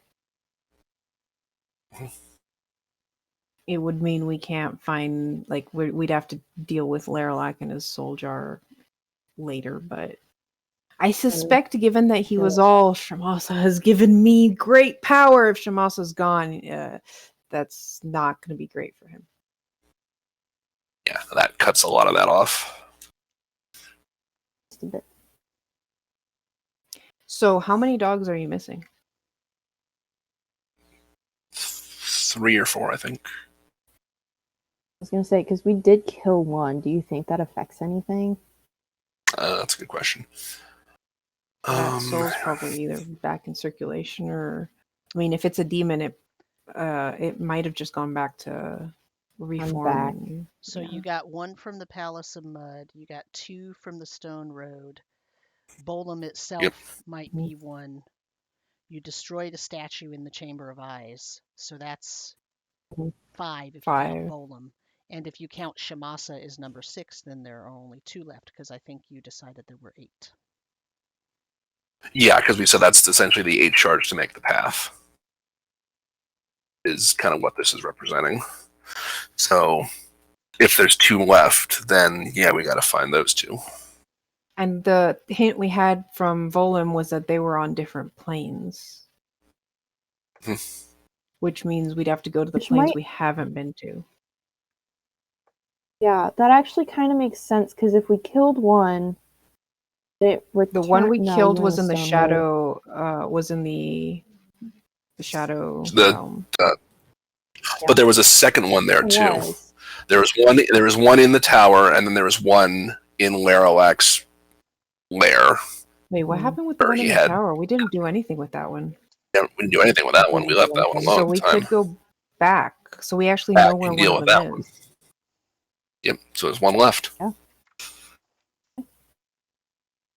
Okay. I say we want to do this day.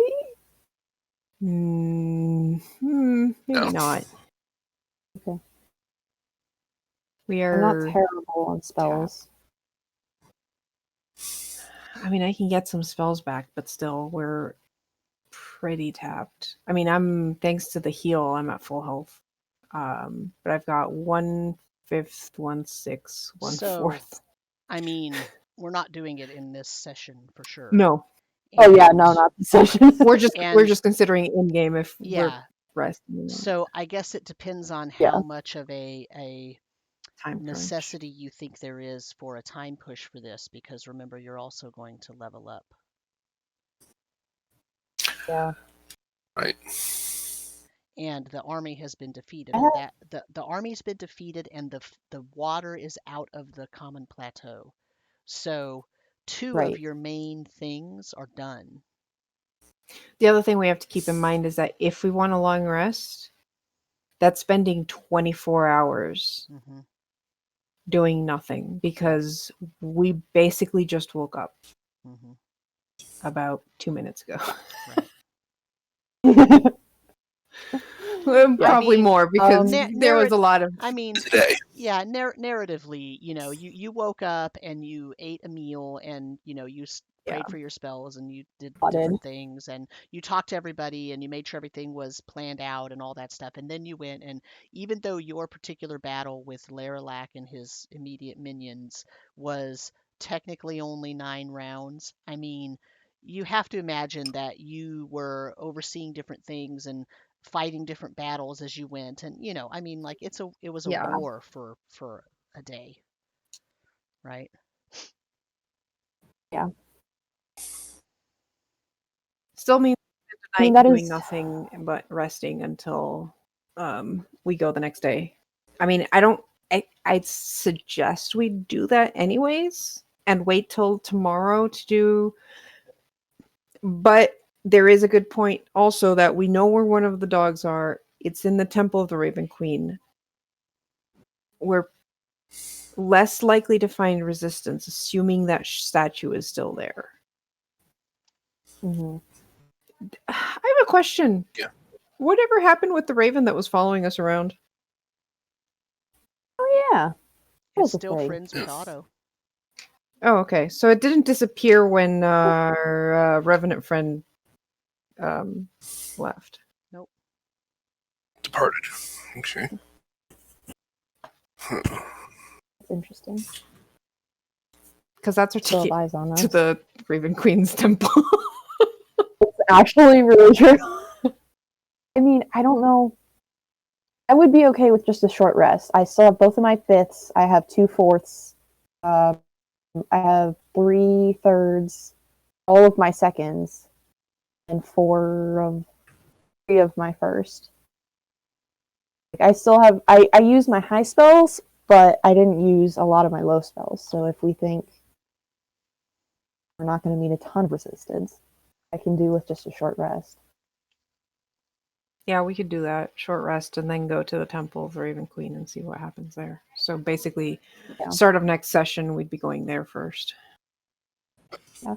And I mean, my biggest thing is I don't want this creature's in the Leralak's like lair.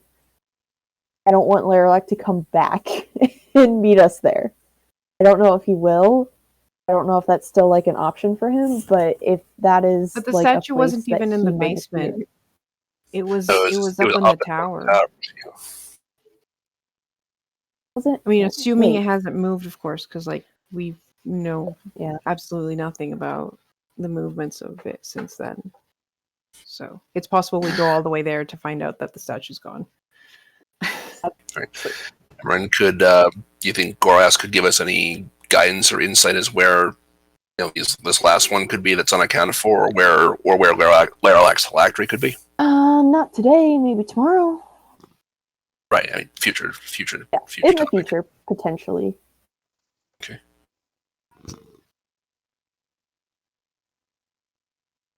Okay, I think that's We'll take a short rest and then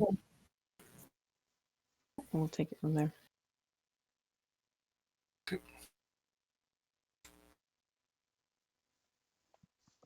Okay, so you're going to take a short rest. Mm-hmm.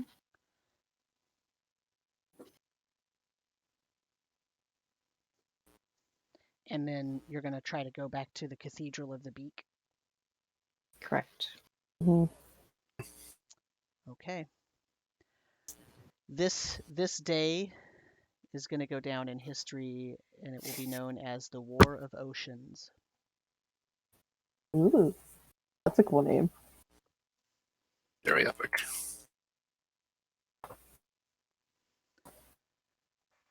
Okay, so we've got a few minutes for a debrief. So, how do you feel about that battle? That was fun. One of the first big battles That was we've a had. lot of fun. Yeah, it was nice to kind of unleash all of those unused spells. Yeah. And like the first time doing like a really high level combat encounter too. It's just using literally everything. Yeah, I had a lot of fun. I know of the whole, like, people who are like, oh, you don't need maps that are more like 30 squares per side, and it's like, this is the reason why those big ass maps are needed, because sometimes, just sometimes, you just need the space to cast something that has 100-foot radius. Right. Yeah. Yeah. Yeah, I mean, like tsunami and meteor swarm and whatnot. No, those take up gigantic areas. So yeah, that's why you need gigantic maps sometimes. Yep. Right. So I toyed around with using some mass combat things and having each of you actually like command a set of troops. But I decided not to do that because I thought it would take up too much time, because I knew that even if we spent like a third of the session, like 45 minutes or an hour doing that, so that you could sort of have a narrative about what was happening in the battle itself, and then you see Leralak, right, and then you all three of you go to face him. I knew it was going to take a long time for him because, well, he has a bucket of hit points, but also he's a caster. So, yeah, from the DM's perspective, it's really a lot more time intensive to run a caster versus the party, because I have to look up the spells again, remind myself exactly what's happening. I have to decide what he's doing. I got to know how many spell slots he has. I got to, and figuring out, like, you thwarted him a couple of times, or I was gonna like put the slam down, and you like that last counter spell was real good, because I think Marcel may have gone down if he had gotten to cast that spell, because Marcel, I think at that point, although Marcel had been healed, so I had been healed. I was at full hit points. So it might have taken out Imran then, because I think Imran had you were going after Imran though, yeah. So either way, I had 58. Yeah, so that would have been bad, right? Because Leralak wants Imran. Take out the healer. So, it's not just he wants; he needs her. He for the take her with him. So for her to go down would be a bad thing. But yeah. So anyway, from the DM's perspective, it's really takes a lot more time to run creatures that have a lot of spell casting, and of course he's really powerful. And so, that was, so it took longer than I don't know if I want to say would have preferred, because I think it was a fun battle. So it's hard to say I would have preferred it to be different if I thought it was really fun too. So I have a little bit mixed feelings though, because this happens every time in 5th edition that I've run sort of higher than 8th level battle with a caster always takes me forever.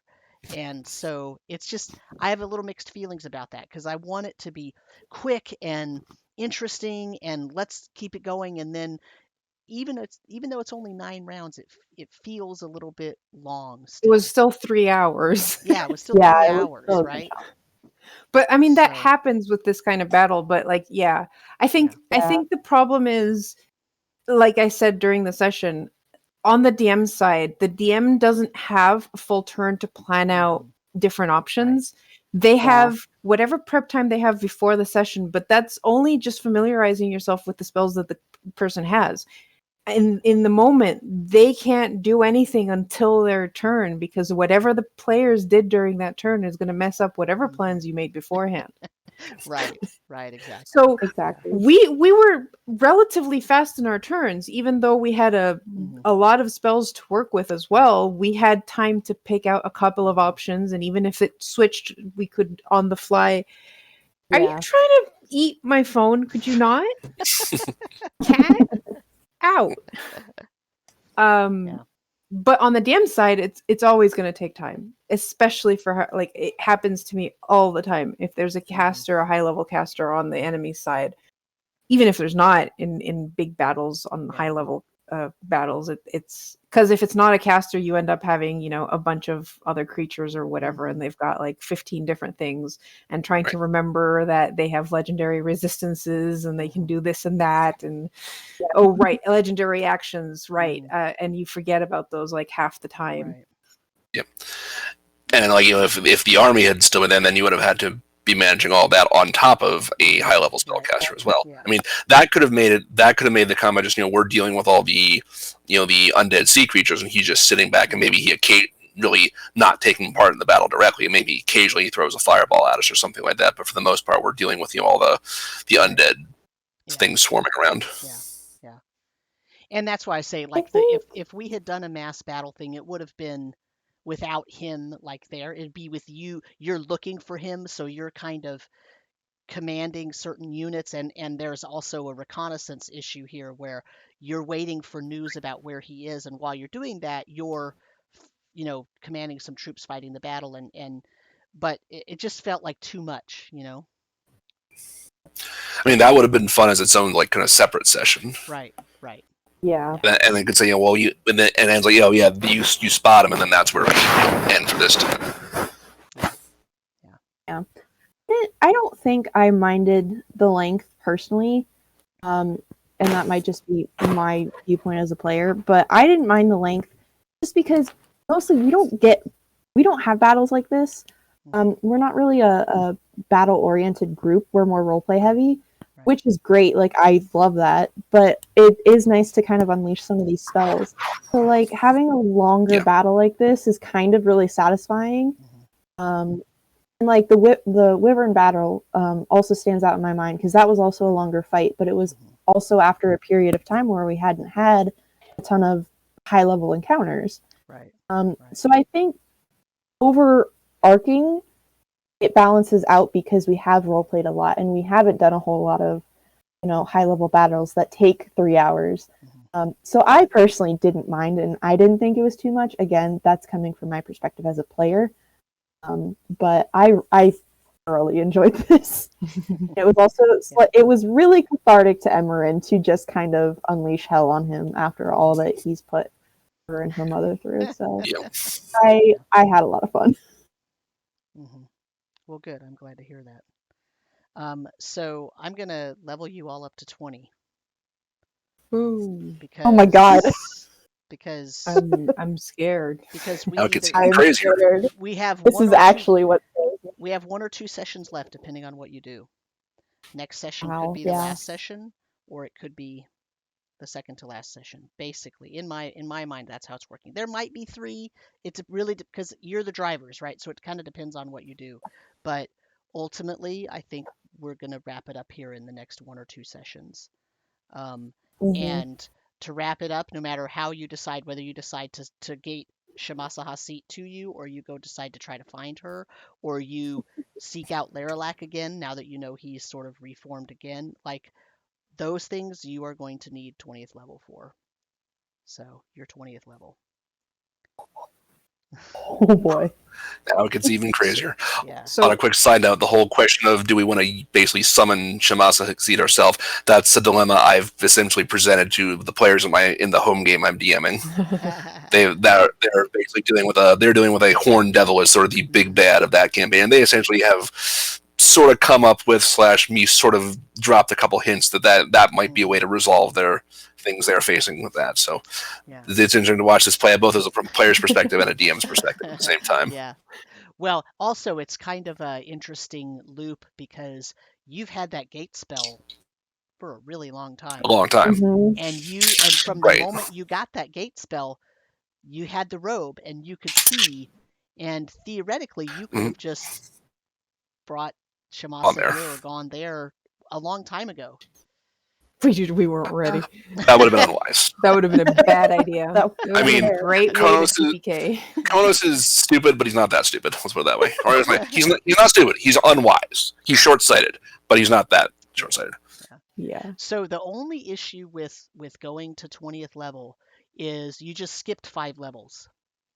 And that means that you didn't have 5 levels worth of sessions to learn how that works for your PC.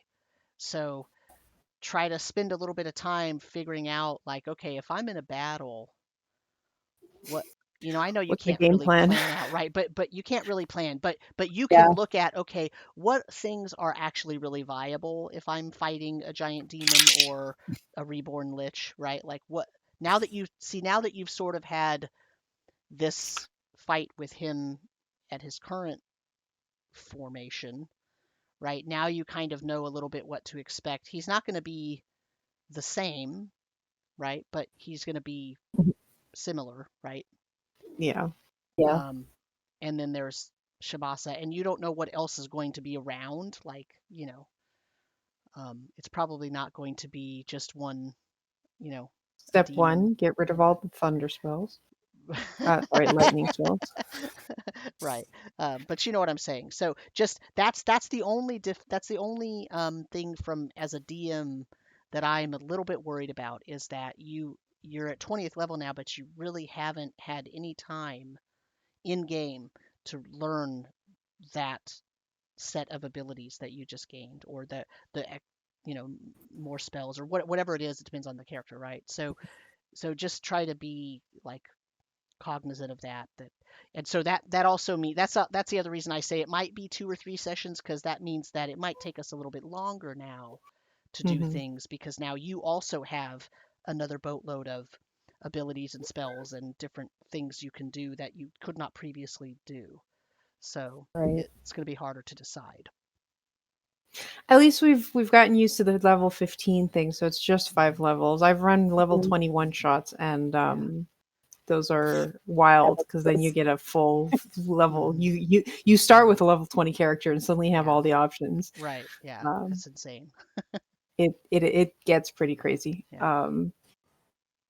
Yeah. One thing I wanted to, I don't know if we're wrapping up. A comment I gotta go. wanted I'm to so sorry, Yeah. but go ahead. When talking about liches, I've personally tried to go away from calling it a phylactery and just calling it a soul jar Yeah. because of the Yeah. because the You're right. phylactery is a very important thing for Jewish people. Right. Yeah. It's a religious artifact. Yep. You're right. So calling it a soul jar is better. I know some people have turned to reliquary, but the problem with reliquary is that it has other meanings the too. Christianity people use that one. Yeah. Soul jar is exactly what it is. It's Yeah. where they put their souls. So Right. even if it's not a jar, it's a good idea to. It's hard to switch. And the other one that's a bit even harder for me is the use of golem as a bad creature, because that is also a Jewish religion figure and is not supposed to be an evil thing. Right. The problem I have, the problem is my own, right? I mean, this is totally on me. I should have been calling it a soul jar. Because I know this, right? And I just it's not ingrained in your my head, so that yeah. But the thing with the golem is like, I think the replacement for golem is everybody's suggesting use construct instead, and I have a different conception of constructs, and I actually don't like constructs as types of creatures. So for me, I'm like, well, I don't. To me, that's a step down, right? Like it's so I don't, But that, as I said, that's a totally a me problem. But yeah, those are things to keep in mind. I definitely will do my best to not call it a phylactery and call it a soul jar instead. And I don't use golems or constructs very much, so I generally don't have issues there either. So I think the problem with golem is that it's not just D&D that uses it as a like stone construct or whatever. It's kind of seeped into culture, so there's a lot more cultural baggage there that is harder to drop. So that one's a bit more complicated. Living statue can work. Yeah, that's true. Yeah. So on that note, I thank you for the reminder, because it's always good to face those things head on and just say, I screwed up. I called it a phylactery. I shouldn't, and I know better. And as I said, that's a me problem. Totally, I take full responsibility for that. I think it's also good just mentioning it on something like this, because then because not everyone knows. Because we know, but like I know because I have Jewish friends, or else I wouldn't know. Because honestly, like it's not something that's well known. Yeah. I try to. I've heard about golems. I've heard about golems before. I haven't heard about the phylactery before tonight. So good knowledge. Yeah, I try to be as knowledgeable about that sort of thing as possible, and so I did actually know about it, and yet I hadn't you know, it's not ingrained yet. So, you know, it's just one of those Yeah. things. But that's not an excuse. It's just the fact. And so I'll do better next time, and we'll support everyone sort of making those changes because it's important. Words matter. So. Yep. And so, on that note, I think that is a great place to stop for us. And so that means we're going to say goodbye, and we'll see everyone in a couple of weeks when we play our next session. And so, let me take us out of here.